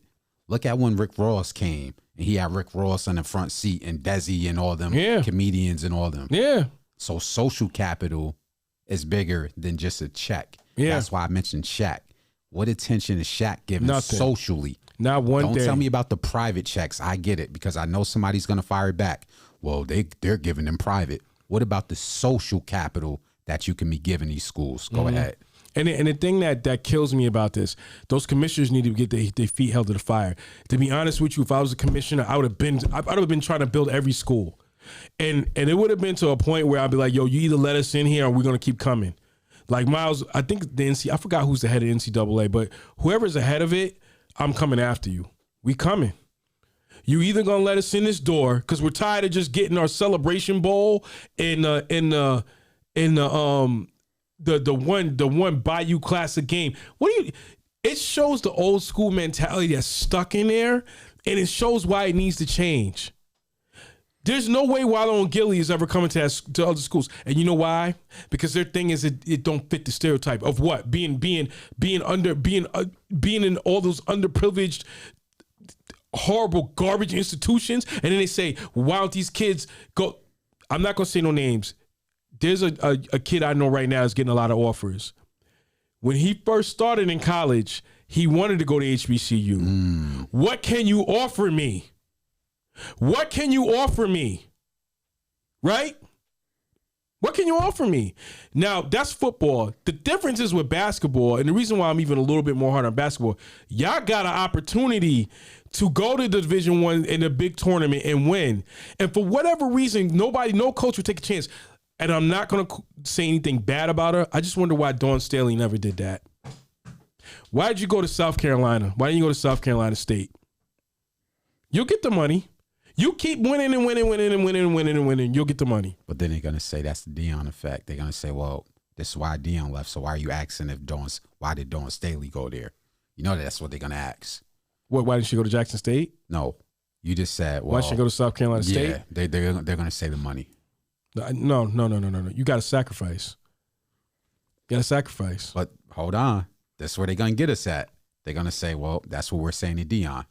That's where they're going to get us at. It's a thing of either one or two things needs to happen. Y'all either build this super conference and tell the NCAA that we went in, like the AAC and the Big Ten and all them, right? Or y'all build up a school, one of the schools, give up one of the schools and say, yo, let them go to AAC. Let them get in the shine. And then what we'll do is build our conference and go in behind them and say, look, you let us in with them, or we're gonna independently remove. And we'll get our money up and we'll take them back, and we're gonna see what's gonna happen then. And we'll make the athletes come here. So at some point you figure it out. That's the issue people have. It's gonna be hella hard to recruit right now. Yeah. For these next 2 to 3 seasons. I'm gonna say this. Reason why I'm rooting for the HBCUs around Jackson State is because I don't want this to stop, man. No, I don't either. You know, there's as media, there's games we're trying to get to right now with Ncaa and A&T. I want to get to Delaware State. There's a big classic in February that you got booked. That we're going to. So as media, we're going to do our part, and I'm even going to do some extra by donating to a HBCU. Right. I don't want this to stop because it can get quiet again real quick. Like I said, I brought up the Shaq situation for a specific reason. I asked is Shaq as big as Deion or bigger than Deion? And what did you say? Yes. Yes. So where's the social capital? Don't tell me he's giving in private, because he probably is, and I won't count his pockets. But where's the social capital and the spotlight to his son Shakir and Texas Southern? Good question. Basketball is huge. I'm a huge basketball fan. I love watching highlights. We're in highlight culture. I can't find a single highlight of that kid's game. I can't find anywhere. I don't know nothing about the SWAC. Basketball wise, other than the Jackson State women's basketball coach. What did you tell me about Delaware State when you was researching them last year? They had their games on YouTube. Until the Meek has their conference championship tournament, I don't think they get any real airplay. None. I don't understand it. And everybody's playing stupid like they don't see it. Well, we ain't getting it. That's everybody needs to be called out. And I'm talking about them old school coaches that think, and I get it, because I saw a clip with John Sally and Vlad TV today, and I was 50-50 on it. I got his point though. I got what John Sally was saying, because I didn't watch it. Well, he was saying about there was a big thing about what Stephen A. said about the joint he said. And he said, well, everybody don't feel like that. He said Stephen A. really does feel like it. Like he feels like Jerry Jones was just there, and he doesn't. Okay. He doesn't. Yeah. He was just there, which we all know that's BS. Okay. But the point he's making is that not every person back then of color felt the way that Martin Luther King felt. Meaning, in other words, he said his mother told him, like, yo, I wasn't gonna be in those boycotts parading because somebody spit on me. You probably wouldn't be here. No. That's the point he's making. No. That's what he's saying. Yeah. He's saying every black person ain't on the same page, but just on certain reasons. He needs to frame it like that, because this conversation could go somewhere else. Right. So my whole thing is, there's an old school mentality that needs to go, and Deion showed it. It's not, he didn't sell out. He showed that the old school mentality. What more could the man do? I mean, the man was mowing the grass of the field, of the yard, of the football field. Really? And there's quite a few social media clips right now being released about him talking about the business side that are just now coming out. That's horrible. And it's horrible. And those clips make this situation, again, I'm not going to get too much into your business, HBCU Twitter, but like I said, my partner graduated from an HBCU. My other one was a running back at Delaware State. Yeah, I attended one, yep. You graduated. But the clips that are coming out now of him talking about the business side and how that part needs to straighten up, yeah, that makes the situation look a little bit iffy, to say the best. You just need to, y'all need to just fess up. Just fess up, man. And people need to get called out. Wallow and Gilly is at Jackson State games. They not at no South Carolina State. Social capital. Go ahead. Delaware State is the closest to us. All those New York artists, they all go to, and it's all about It's all about Howard's homecoming and Itchy-Yo, let's party and da-da-da-da-da. Really? Well, football and basketball, do we see anything from either one of those schools? Not a damn thing. All these graduates and all the businesses and everything that they do and blah, blah, blah, blah, blah, blah. Really? They show what Jackson State looks like before Deion got there. Please don't ever tell me about all those graduates and alumni. Stop. And maybe that needs to be called out, because I saw something that says each HBCU, yes, they get funding by state, but somebody broke down the business aspect of the sports side. The state funding, none of that can be allocated towards the sports. That has to come from alumni and donors. So the first thing is, as you said, calling people out. When we talk about HBCU alumni, what do we hear from Howard? They have the most successful graduates, yada, yada, yada. Mm-hmm. That sports program should be so pristine right now. Yeah. I'm not just talking about how the field looks. I'm talking about a media presence, a radio station. Like, that should be getting broadcasted in so many different ways. It's not even funny, but go ahead. Let me make this clear. because I hear the remarks of, well, it's sports and how are you investing that money? The University of Miami, when they were winning, a lot of that money was going into a lot of the programs in that college. So for you so-called educated, high-class...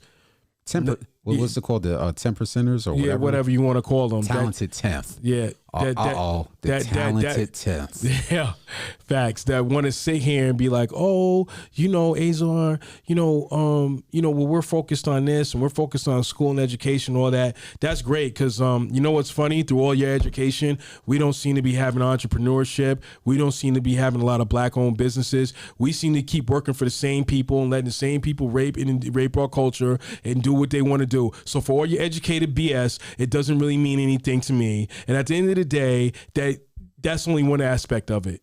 So if you're looking for money, I don't know how that's going to work. But I just know this.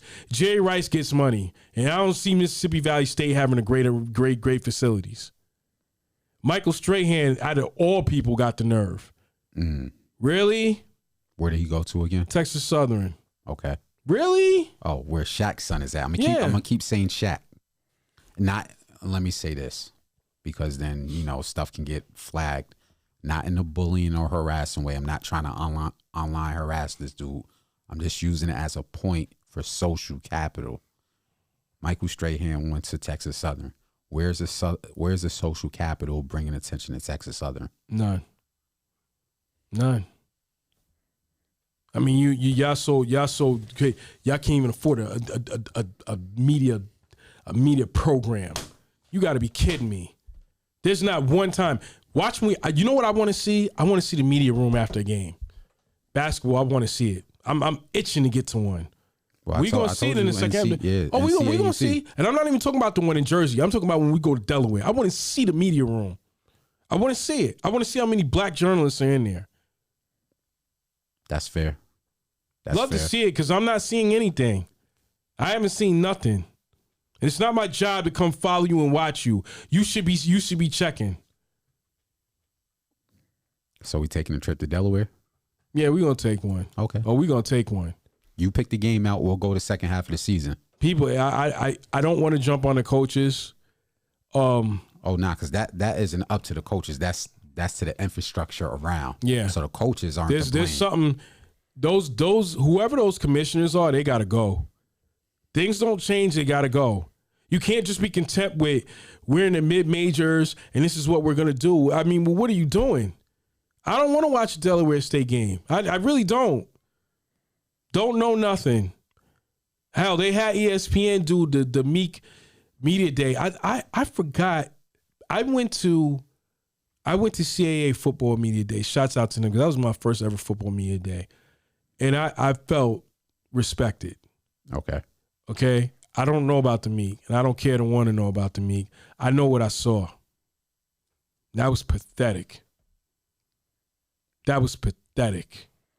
To be honest with you, and was that the one on the Zoom call that you was filling me in on? Or? Oh my God, that was the basketball one. Okay, that was that was horrific. So you're not okay. So fill me in with the football one real quick. They had two of the ESPN analysts, Tiffany Green. I forgot the other guy's name. I think it's Jay something. And he's way overboard extra. I ain't gonna get into that. They were asking him questions. Tiffany Green had very good, valid questions. She's a very good broadcaster. I love her journalistic work. Jay, on the other hand, he just, he's too much to try to be a character. It's just my opinion. I think I'll never disrespect another black journalist like that unless they just do something crazy. I just don't like the way it is. But he was talking to the players or whatever, and it was live. You can go and look at it. It's on ESPN. I just, when you look at College Game Day, I watch those shows. I don't see nothing about the Meek or the Swag on there. Not one thing. Unless they're playing a powers, and when Deion blew up, they're playing a Power 5 school. Okay? They don't get paid the money they're supposed to get paid. So they go out there just barely enough money just to get them out there. Just to get them on TV to embarrass them. No. And to be honest with you, I'm not, you know what I hear from every parent? There's not one parent that I ain't heard from. There's a one girl, she said it so I can say her name. There was, she's part of, her social media is Free Pretty Girls. Okay. I never forgot. Is that the queen pin? One of them. She used to rock with BMF. I never forgot what she said on one of her lives. I checked one of her lives one day. You get the alert. She's on live. She was talking about her son. She's like, oh, I'm having fun visiting these schools. I think, her son's being looked at. If somebody asked her on the live, why isn't your son looking at an HBCU? Okay. She said because the HBCUs can't provide for him what these schools can. As a commissioner, that is the common theme I have heard from all parents. All parents that I know of. I got to cut. I'm not going to say his name because of all that I know of, they all say the same thing. Don't tell me you don't know that. We just got in this game with the sports thing. Don't tell me you don't know that. I'm going to say the same thing. Got a family member. I'm not going to say his name, blow his spot up. Not even going to say what school. I'm just going to leave that out because I don't want nobody harassing him. Mm-hmm. One of his family members went on Twitter, was like, yeah, that HBCU, you ain't going to see my son because we saw the facilities. Again, I'm not dogging the HBCUs out. We're just attesting to what family members are saying. Basically, yeah, we would like to we would like to be a part of that renaissance, but y'all got to meet us halfway. Yeah. If I send my 4-star son down here and football is a dangerous sport because you're trying to get into the NBA. You're trying to get to the NFL as quick as possible before you tear something because you're trying to get paid.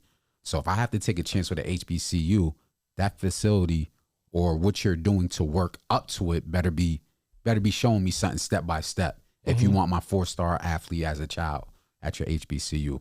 Right. Every parent that we network with, we're not going to expose their names, but in media, we network with a lot of people. We've heard the same consistent thing. Yes. Yeah, my 5-star offensive line, my 4-star wide receiver, my 5-star running back child is not going here because X, Y, Z. And it's the same list of things time in and time out. Go ahead. I just want to end it by saying, it has to stop. It has to change. And let's be honest, Deion's being very nice. I don't think you guys ever really want to know what behind closed doors of what he knows. He let it out with that interview. Nah, he didn't let everything out. Because there's things that me and you both know that we saw. Just from the media standpoint that we saw it, and we ain't going to let it out. But if I ever get in a room with a commissioner, I'm going to let him know what it is. Like, yo, you a clown, man. And they need to be talked to like that. Because you've been collecting checks and you ain't been doing your job. How do you let this happen? Son ain't going to no school like that. You must be out your damn mind. My son is a 5-star. He ain't going nowhere near you, man. Because you don't know what you're doing. And what business aspect can you teach if you can't even get your school up there to a big-time program? What are you doing? And I'm just talking about basics. I'm not talking, I understand, infrastructure. I'm just talking about basics from a media standpoint. Mm-hmm. You can't get your school on ESPN. I know there has to be local media. I know there has to be local photographers. I know there has to be local videographers that want to get their rep up.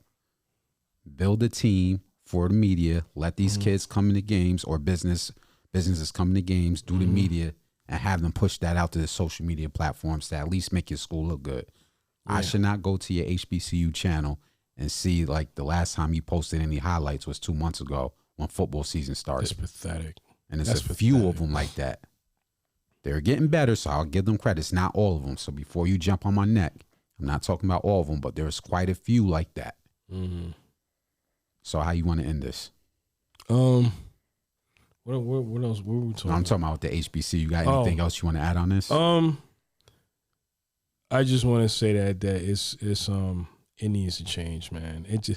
Let me say this. The thing is, as far as the HBCUs, we're gonna until we band together and step up, we're gonna be in the same dysfunction. And you might look up, mess around, y'all keep it up. It's like what you said. I'm not gonna get into this deeper topic. It's like what you said about some of those leaders in Africa. Had they been who they said they were, we wouldn't be in the position our people would be in. You might look up one day and not see HBCUs no more. You keep it up, you won't see it no more. And then you wondering why we don't got no athletics. So everybody from alumni, from scholars to local media, to commissioners, to local media, they all got to get called out. Every one of them. for every program. Yeah. We all have to step Deion up. already showed us what we need to do. And let me tell y'all old school coaches that think y'all know everything, talking about teaching your sons to be man. Wallow can teach your son how to be a man more than anything. So if you think that not bringing these so-called rappers to your realm, good luck with that. Good luck with that. I can assure you, people saw what Deion was doing. They're gonna start. These people that don't look like us, they're gonna copy that blueprint. Mm-hmm. While y'all stupid behinds are sitting up there trying to prove a point. That talented Timp, man. To give you a perfect example, remember Drumline? Oh yeah. You saw that? Remember when the guy that was teaching Nick Cannon, the teacher, the head guy, he was old school. And remember that the commissioner or the AD or whoever the guy was running school, he don't get it. He looked at the other school. He's looking. It's bouncing. It's he's jumping. like, yo, he's like, it's they up to the par and everything. And that's what Deion basically did. He made us look around like, wait a minute. This is how it's supposed to be rocking. Yeah. When they brought PD Pablo out, had it rocking. Yeah. Jamming. Damn, that drum line is a perfect analogy for this. Yeah. Facts. When y'all gonna step up? Get on board or real quick with the Deion thing too, because I know we're gonna. Did you want to in the HBCU? Okay, go ahead. Real quick with the Deion thing. I want to see him succeed in Colorado. Let me tell you why. And he's gonna kind of do. I'm gonna call it the Tony Dungy. It's the Tony Dungy situation. The Tony Dungy blueprint. He's gonna take a school that nobody with no job. Brian Kelly would never take that job. Brian Kelly would never take that job. Lane Kiffin would never take that job. Nick Saban would never take that job, okay? They'd never take that job. Even, Lincoln Riley, never take that job. Deion took a job that nobody else wants to take. They were in last place last year with 1 win. And when he walked in there, I'm not going to say no names, me and you, because I guess we'll run to the next segment. When they walked in there, I keep hearing people say, look how he's talking to the players. Look at what he was saying. They had 1 win. They had 1 win with those resources at that facility. I'm going to be honest with you. If I'm the AD, the athletic director, and you have multiple seasons under 1 win, not under 1 win, I'm sorry. Three, 4 wins, yeah. It's bad, dog. It was bad. We have all these resources in here. Mm-hmm. I'm looking at who's the recruiter because I'm looking at you. Why are you recruiting this bullshit? Yeah. I'm looking at the offensive coordinator, defensive coordinator. Yeah, I got 1 more season that everybody's out. Mm-hmm. Because that's a Power 5 school in the Pac-12. We saw the locker room. I'm looking like, wow, this looks like Disneyland in here. Yeah. Did you see the locker room? Did you see the locker room? I forgot what it's called, but like the film room. Yeah. Oh my God. Just the film room. We ain't talking about the field. We ain't talking about the nutritionists they have, the trainers, and none of that. So yeah, Deion got in line, said that the transfer portal was jumping. Let me tell you another thing too. I noticed. And the HBCUs don't have this, and this is in basketball. We do a lot of basketball games. If you ever notice the bench, there's an assistant coach, a training coach, a trainer. There's like a school intern, like a tutor. They have a big time Power 5 has at least a staff of 8 before you even get to the head coach. HBCU, when I look, there might be 3 other people. Maybe. That's the least. And one of them is a sociology teacher. Facts. And let me say that again. Let me give you the numbers. The least amount of people they have on the staff is 8 people before you even get to the coach. On HBCUs, I see maybe 2 or 3 at most. This is basketball teams. What are you all doing? What are you doing? I got nothing to say, man. And I can assure you, I'm tired. Let me put it this way on a lower level. I'm tired of us of us blaming everybody else. We know what we need to do. Those guys that are wearing those clown suits, posing as commissioners, talking about what they are all BS, and they're playing you like a clown. And if you keep allowing it, it's just going to get worse. You're going to look up one day, and while they're sitting back with their houses and their nice little comfortable homes, while their family is eating, y'all kids are going to have nowhere to go but to other schools where we ain't going to have no HBCU pride.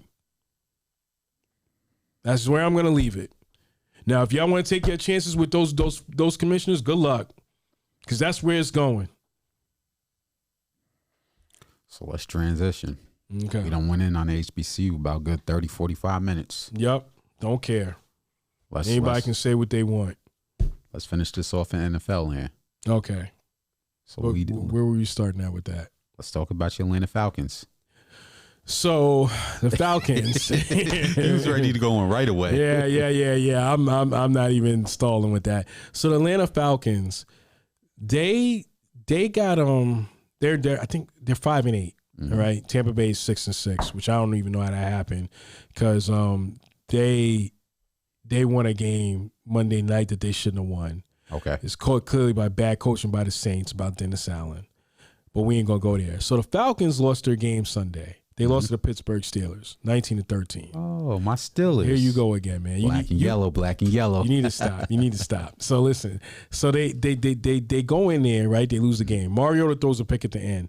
But he was just throwing it up. I know why he threw it the way he threw it. Anyway, they made an announcement today that they're going with Desmond Ridder, the rookie, when they come back from the bye week. Talk about it. The problem I'm having with this is that now you're going to Desmond Ridder. You talked about this a few podcasts ago. So you're going to wait now to go to Desmond Ridder? So now at 5-8, while you still got a chance to make a run for the playoffs, because who knows what's going to happen with Brady and him, you are going to go to a rookie quarterback. You are basically quitting on the season. What did you say a few podcasts ago with coaches need to figure out their quarterback and stick with them? Right. Because you can't keep switching quarterbacks. Right.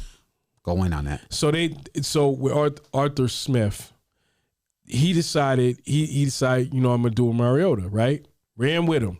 Said, this is what we're going to go in. We want a competitive team. This is what it is.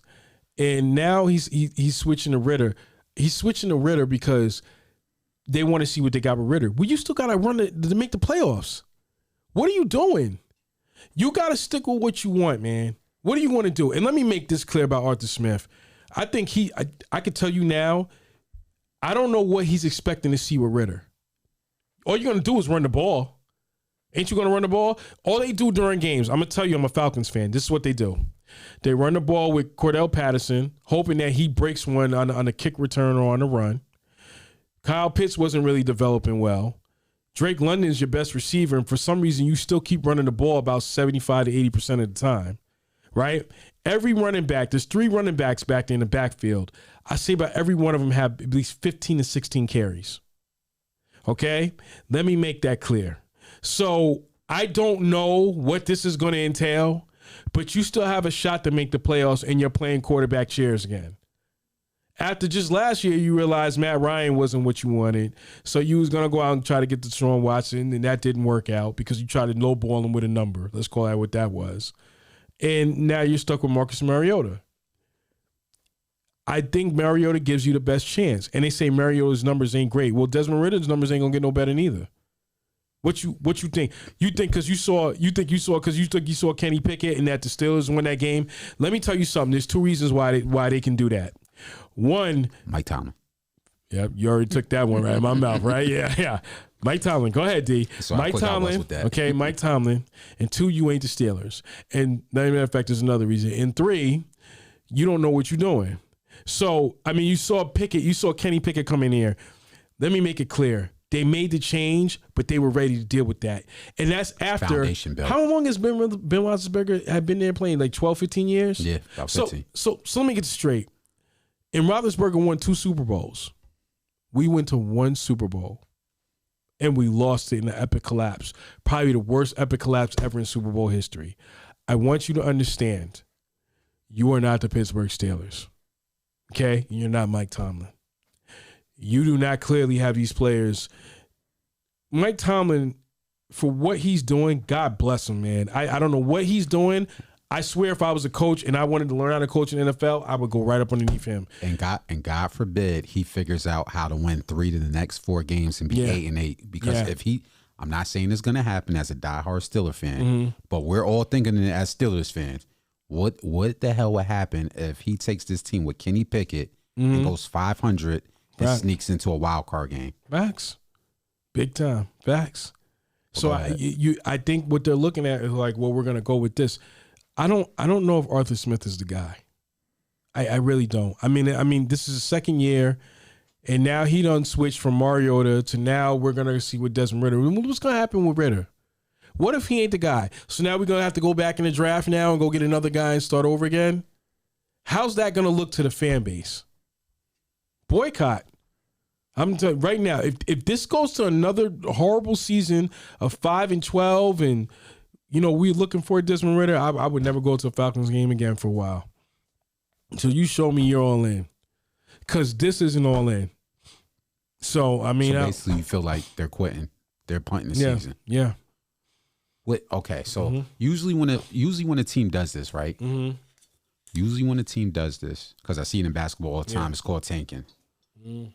Do you think, looking at the draft classes, is there a key target? If they tank, is there a key target that you see in the draft class that you like, hey, if we tank, we need to go after that guy? The USC kid. I'm not sure if he's coming out. I think he's coming out, but Alabama's quarterback ain't special like that. I'm trying to think. Georgia, I don't think he's special like that either. Excuse me. I don't see anybody coming out other than that USC kid. That USC kid is lethal, but I don't. No. We tried. We tried to get Deshaun Watson, and we failed because we weren't willing to do what the Haslam's did. Okay. Which we'll get into that topic next. You let me know when you want to transition. We didn't do it as Haslam's did. Arthur Blank wanted to do it his way, and that's fine. I'm pretty sure the owners were pissed at the Haslams for doing what they did. But the Haslams, I know, was probably looking like, don't get mad, we just did what you didn't have the heart to do. And we dealt with the criticism, and we're all fine with it. You see, Deshaun Watson played, and it was what it was, and okay, whatever. We'll go on next year, and nobody will care. So it is what it is. Mm. So I think with the Atlanta Falcons, there's this guy, he's a brother, Terry Fontenot. I want to hear his exit interview at this season. Because that's going to tell you everything you need to know. They're gonna talk about the end of the season. The end of the season, they usually have like a Zoom and all that, and they talk about everything about what happened at the end of the season, what they're gonna do, blah blah blah blah. I want to hear what he's gonna do. Because of Desmond Ridder, if we just lose out the rest of those games, and come on, man, come on, really. Let me say this, because I was surprised at the success that we're having as Steelers. But again, it's Mike Tomlin. Do you feel like maybe, and I'm not giving them an excuse, maybe they want to see what this rookie, if they could find lightning in a bottle with him and say, hey, we got about 4 or 5 games left. Let's just see what this kid can do. Or are you not buying that because of the Mariota move? Yeah, there's another kid on there. Oh my God, I forgot his name. They drafted him, and now he's playing tight end. What are you doing? What are you doing? And they're like, oh, we're gonna change the culture because guys were getting comfortable around here. Well, why not? What they got to lose? It ain't like you trying to get back to a playoff runner or something like that. This is the way, if I was you always ask me a question. If you was the GMA, what would you do? Yep. If I was Terry Fontenot, I would go into Arthur Blank's office and I would say, don't give up on the season. I would tell Arthur Smith, you need to explain to me why we're going to start this kid. Because mathematically, we're still in the playoffs. Okay? This is our second year with you. We brought you in here. Mind you, he was a tight ends coach. So I don't know what his lightning in the bottle resume just showed the case to you over Eric Bieniemy and all these other guys. But whatever, we'll leave that alone. And I don't understand. You need to explain to me why we're giving up on the season. Because if this don't look right, it's going to be hard to sell this to the fan base next year. And what I would tell Arthur Blank is if he starts coming at me like, well, what are we gonna do, Aunt Terry? And I feel some type of way. I'd be like, well, then maybe you should go look at yourself in the mirror and talk about why you didn't do everything to keep Deshaun Watson. Sounds like you want to transition to that topic. No, I'm just saying. You knew you was trying to. What you did was, and I'm going to keep saying this, and I've been saying this in previous podcasts. You wanted to move on from Matt Ryan, and you tried to do it in a sneaky way. And the minute Ryan found out, he wanted out. And instead of you saying, let's just go all in with Watson because you thought you had the upper hand because of the situation, you decided to do that, and it backfired. Now you got stuck with Marcus Mariota, who, honestly, if people don't want to hear this, really ain't playing that bad. Considering the fact that they don't really throw the ball, they run it all the time. You don't have Derrick Henry back there. You don't have A.J. Brown out in the field. What? You didn't develop Kyle. I guarantee this tight end, the minute he gets to be a free agent, he's going to go somewhere and just blow up.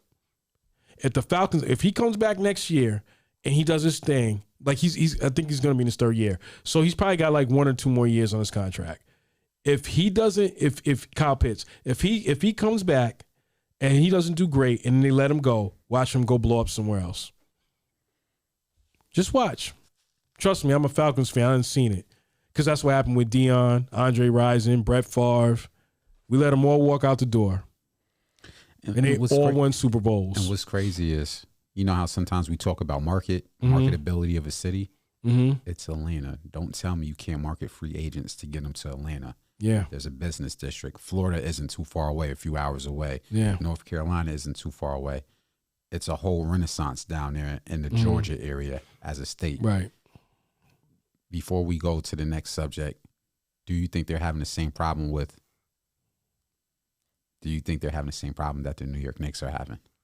What, nobody wants to go there? Great market, but nobody goes there. Yeah, because OBJ ain't going there. You think if they talked to Von Miller, he'd have went there? For what? I don't. Let me say this, and I know there's a culture that's bad in there, and I don't know where it's stemming from, but Arthur Smith is not changing it. I think he's an okay coach for now, but if they go to the Riddick, this kid, if they go to him, I'm having a problem with that. Because I don't understand how we're in a rebuilding stage now again. We're going to have to go through this again? Really? No. It's different because people say, yo, look at what the Jets are doing. Hey, they're doing the same thing. No, they're not. The Jets were in a rebuilding stage. So with Zach Wilson, this is his second year. They're just rebuilding all over again. So for this kid, Mike White, to come in and having Flacco as the vet backup, that's fine. We get that. You came in to restart. I guess it was a rebuild, but you kept Matt Ryan, so we didn't think it was a rebuild. You're supposed to be rebuilding on the back end while Ryan and them are supposed to make one more run. You didn't do that. I don't know what more to say. It looks like it's going to be another season. And, oh, by the way, let me just say this. All that, I'm going to throw one more shot, and then we can go to the next topic. Tampa Bay has a black coach. It would be, first of all, let me just say this clear. If Tampa Bay wins that division, it's going to make me laugh. But Atlanta had a chance to hire a coach of color that had better qualities than Arthur Smith, and look where they're at. Carolina had the same thing, and they didn't seem to want to do it, and look where they're at. In New Orleans, they decided to just go with Dennis Allen because he was comfortable, and look where they're at. That's all I want to say. Yeah. And I'll leave that there. My God. Yeah. Well, I don't know what to say to the Atlanta fan base, man, because it's a tough position to be in, especially when you're in that market. Mm-hmm. And they're going through it with their basketball team. That's a whole nother subject. Oh, God. Apparently Trae Young is throwing a hissy fit, but we're not talking about basketball right now. Well, they ran and stuck with him because, Cam Reddish got out of there. They ain't working out too well, is it? He ain't been. I don't think Trae Young's been relevant since they made that playoff run that 1 year, and we ain't heard nothing back from him since. So let's get 1 or 2 more topics in before we wrap this up. Okay. Where do you want to head to next? We can go right to Deshaun Watson. So, you know, with Watson. And it's sports heavy, this one we're doing, but whatever. So Deshaun Watson, he played his first game Sunday. So let me tell you where I'm having an issue. So there were reports. So let me tell you first. Of course, ESPN, the number one culprit. So Sam Ponder gets on there, and she starts talking about Deshaun Watson. She looked like she's about to be in tears. I'm like, oh, God, not this acting job again. So she's like, yeah, you know, I didn't know Deshaun Watson was like this. And he says how he's never disrespected women and this, that, and the third. And she brought that whole thing up before we even talked about Watson, you know, playing and all that, right? And I just kept wondering, where was this type of dramatic role when we saw that picture of Jerry Jones out there? Did you post like that right before the Cowboys game came on? Before you talked about the Cowboys game? Because I don't think you did a dramatic role like that, but that's just my opinion. Now, I'm not saying what Watson did was crazy and disgusting or this. We'll never know the truth. Let me just say this. From the outside looking in, where there's smoke, there's fire. And I'm not saying he's guilty of everything, but where there's smoke, there's fire. Okay? Nobody's going to ever justify that behavior or nobody's going to ever excuse it. Then there was reports coming that some of the women that was involved in that lawsuit were coming to that game. Why are you there? Why? Well, and the answer was, well, it's to show that we will not go away. What are you talking about? You took a check. You need to go away. You didn't want to go away. You didn't have to take that money. You could have not took the money and said, no, we're going to keep pushing for this. Oh, that's right. You couldn't get it to stick in court. Is it all the women? No, it's only a few of them. It was reports that they were going to show up to the game. Now, I don't know if they did, but I think they did. So I'm talking from speculation. Okay. But I'm pretty sure that they did show up to the game. Okay. Okay? Let me make this clear. I'm going to say it again, and you've made this clear. Like, we don't condone none of that behavior. I don't care. You just can't be doing that, man. I don't know what you're doing. And his life will never be the same again. Let me put that to you with Watson. Same thing as like Michael Vick. His life will never be the same again, right? I think there's a fine line that we need to watch. And my whole thing is, you know, he did what he did. He sat out for a year. He got fined. He got suspended more games. I mean, y'all want this man to it's like they want him to just die. Let's just be honest. They want him to die. It's the hate. It's the rage. It's the anger. It's everything. And some of it is justified. That's what I was just about to say. Some of it is justified. If somebody watches this on a playback, they're going to say, but hey, it's justified. Some of it is justified, but some of it's not. I want that same energy about Jerry Jones in that picture. Because that I did see. Okay? So nobody's talking, and not one woman stood up and said a damn thing. Not one. I didn't see a dramatic outburst. Oh, my God. How could we let an owner like this do this? See, it was until Daniel Snyder did what he did. And that's just a report. That ain't even no actual evidence. It's just what everybody was saying, right? He needs to go. So does Jerry Jones. But nobody will say it because it's Jerry Jones. So I want the same energy you gave when you talking about Watson and y'all want to cry and boo-hoo and act, and I don't want to make it sound like I'm insensitive. I just want it over there with Jerry Jones. Make sure you make that same dramatic before you turn that Cowboy thing preview game on. Make sure you get that same dramatic outcome to Jerry Jones. I want to see it. I want to see the tears. I want to see the acting. I want to see all of it. No disrespect. I'm pretty sure it was sincere. I want that same energy over there. Because it seems like it's getting real mute about that, and we ain't going to never let that go. You ain't lying. Like I said, I'm not too familiar about what you're talking about with the Deshaun Watson, but going to Jerry Jones, it was a quick news cycle. Oh, hey, yeah, we just found a picture. Let's move on. Yeah. Got real quiet. And I'm just like, we just caught an NFL billionaire owner with a racist white mob trying to stop young black boys from going to school. And that picture alone showcases, it digs up. It's Let me put it to you this way. A picture's worth 1,000 words. Go What ahead. you're seeing through my actions and how I'm talking right now, the same way Ponder got up there on ESPN NFL Countdown and wanted to have her big boohoo moment, no disrespect. That's how I felt when I saw that picture. Because my grandfather's been through that. My grandmother's been through that. My other grandmother's been through that. There's been family members that we had that have been through that. And I see nothing done. All y'all sit up there and laugh and go, how about them Cowboys? Especially because there's a word you gave, but I'm gonna use another one. Off cold. I want to use that the Jingo character. Okay. That's that from what that the Jingo character said. And I don't care what John Sally said, he is bought. I want that same energy. Where's that energy at? With Deshaun Watson. Oh my God. Oh my God. And let me call out TYT Sports too, because they had something slick to say too. And I don't care. I want that energy. Give it the same way you gave to Watson. Watson sat out for a year.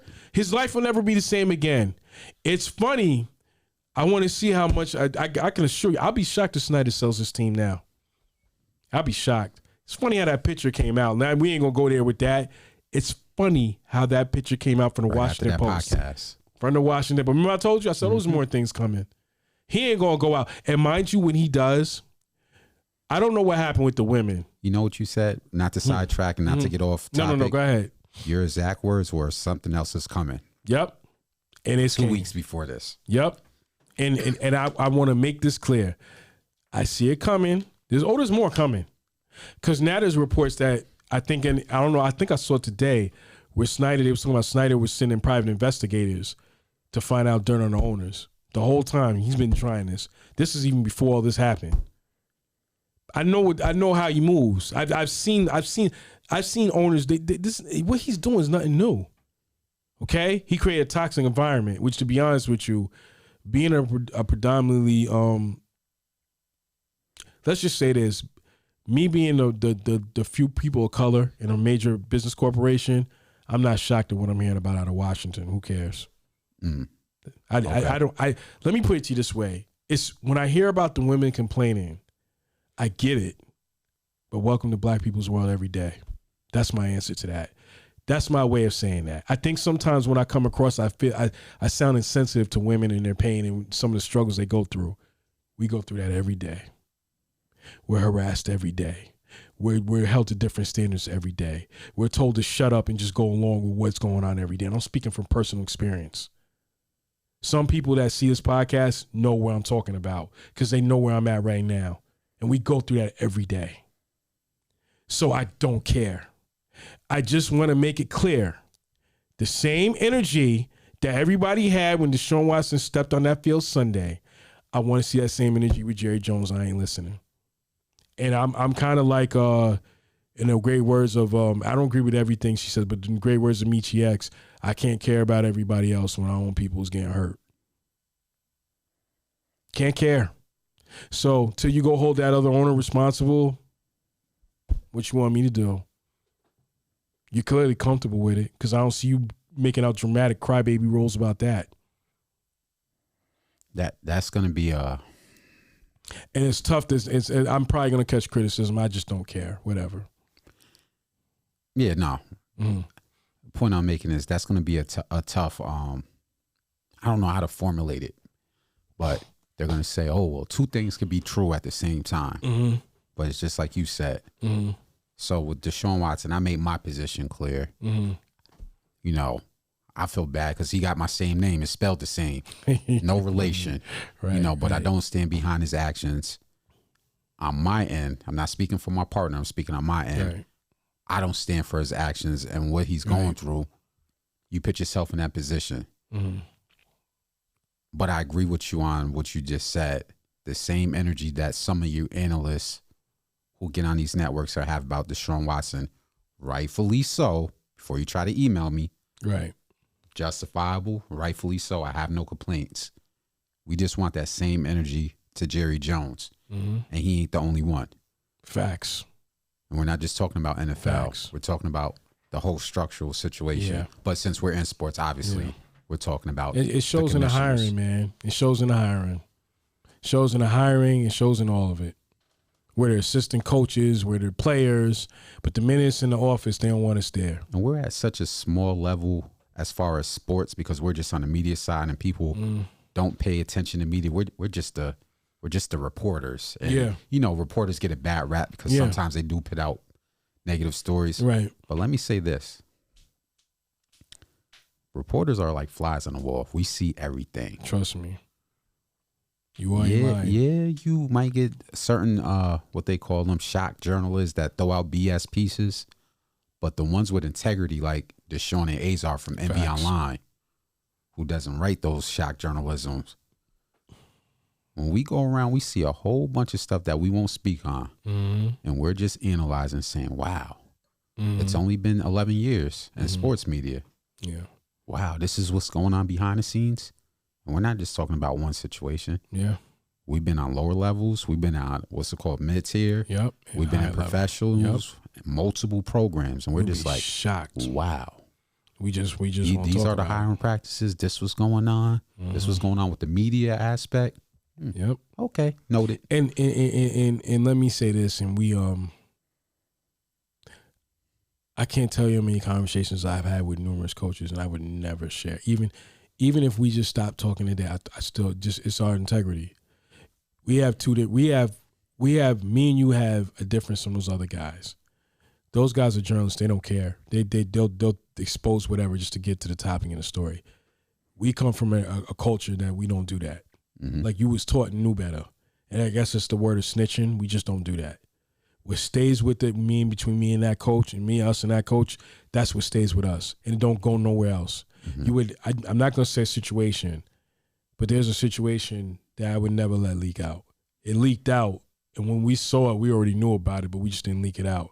We never said anything about it. We don't want to have nothing to do with it. It's like with the Ime Udoka thing. We would never say nothing about that. Never. You just don't do it. You know better. You ain't got to pay us. It's just our integrity alone ain't going to let it happen.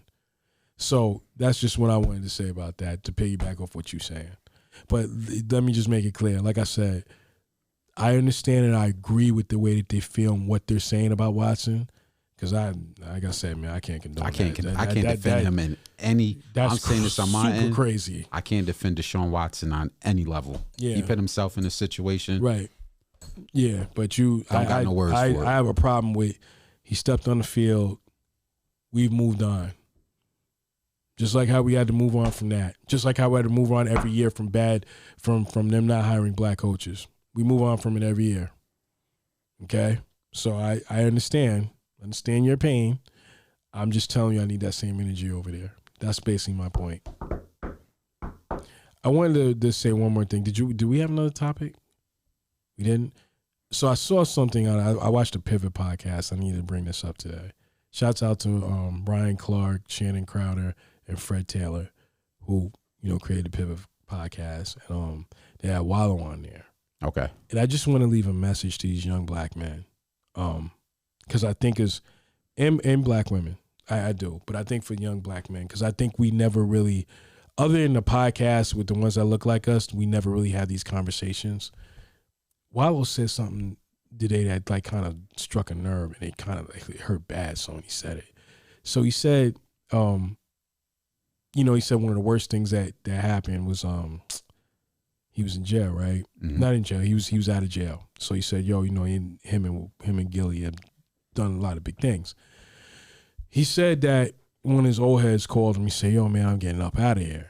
Did you see this one? Yep. Okay. He said, "Yo, I'm getting out of here." He said, "What you mean?" He said, "Yo, I'm getting out of here." So 6 or 7 months. He said, "Oh man, that's great." He said, "I'm thinking, I got to show this guy the world. I'm gonna show him like Miami. I'm gonna get him in Miami. I'm gonna let him live life. He's gonna be there for a while." He said, "Well, yo, man, they give you a date." He said, "No, they ain't give me no date." He said, "Well, when you get out of here?"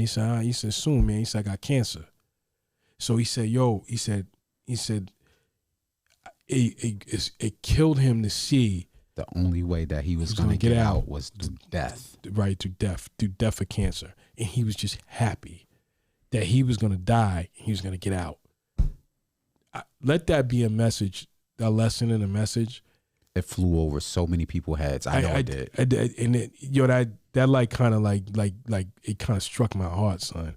That made me feel like I wanted to crawl in a hole. Like, how dare I ever complain? You know what I'm saying? I try to put myself in situations. Like when you're young, you bullheaded, you don't know no better. But to hear stories like that, it makes you start to visualize. I wish a story like that would have been told to me when I was in my teenage years. You get what I'm saying? Nobody was telling me those stories. Just to piggyback off that, so we can end. That kind of broke me, even though I never been in a jail. But we all have friends, family members, right? And it's like, for some reason, I hate to say it like this, but it's like we don't get it till it's too late. And this is where I'm gonna go, because we talked about this a few podcasts ago about you always have great insight, man. Go ahead. When we talk about the crime rate and so forth and so forth, and before anybody tries to come under a comment talking about the social political data, I get it. What y'all don't get is we're losing.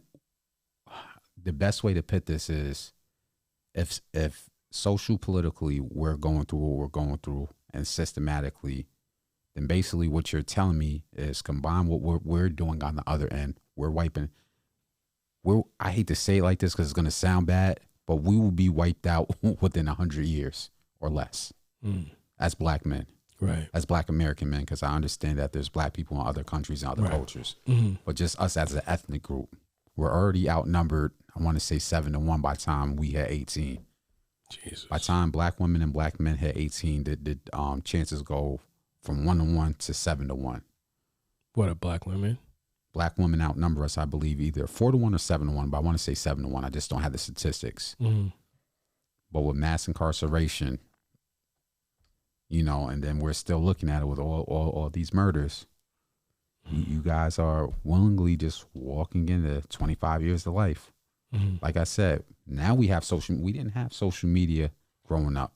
You know, because I'm 35, I'm younger than you. Yeah. But when somebody went to jail, they got forgot about. And even when they came home, okay, this is the first generation. We're now got multiple podcasts from people who did 30 years. Who went to jail at 21, who went to jail at 19, who went to jail at 27, and they're coming home, middle-aged or old men, and they're telling their stories. Facts. And if I'm these young kids that's out in these streets, you better pay attention to what they're saying about doing 33 years straight. You better pay attention to what they're talking about, because, yeah, unfortunately, that could be you. Yeah. You know, I think what some of these kids that live in some of these areas is like, oh, well, they don't care about it. So if I get caught, yeah, I might get 10 years, but so what? They still giving out football numbers. Facts. Super facts. Look at the news. These RICO indictments are still here. Yeah. Don't be sitting there at 21 or 25 or 30 saying, damn, I'm 25. The judge just said 27 years, so I'm not coming home till I'm 52. You know what I'm saying? Like, I'm not gonna put this person's story out there, because if I put it out there, that person will know and they'll contact me. So I don't want to make it seem like I'm harping on this specific person. So there's a person that I'll say just in my circle, whatever. Okay. Yeah. That went their whole life without never getting locked up. Waited till they were in their mid-30s to catch a charge.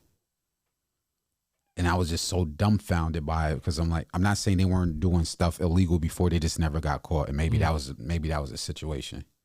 So they felt like they can keep getting away with it.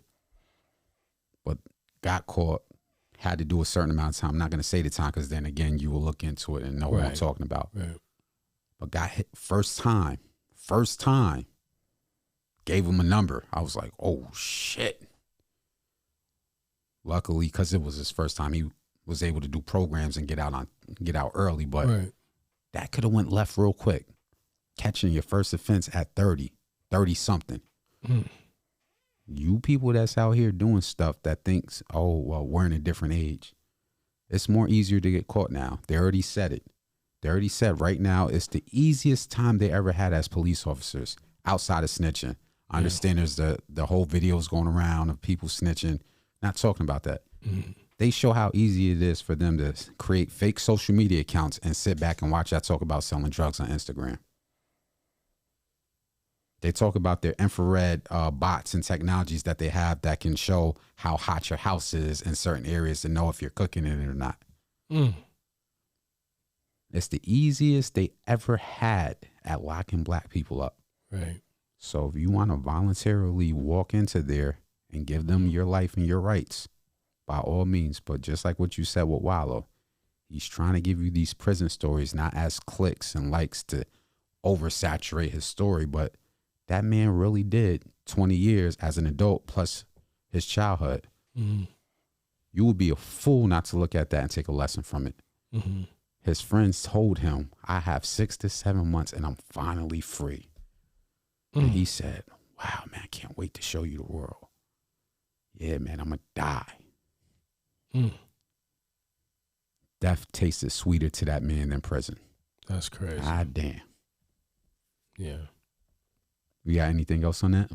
No, just wanted that to be out there because I felt like that needed, if it didn't get to certain people. I know that went over certain people's head. Because there's certain people that watch Outlet might not watch that outlet.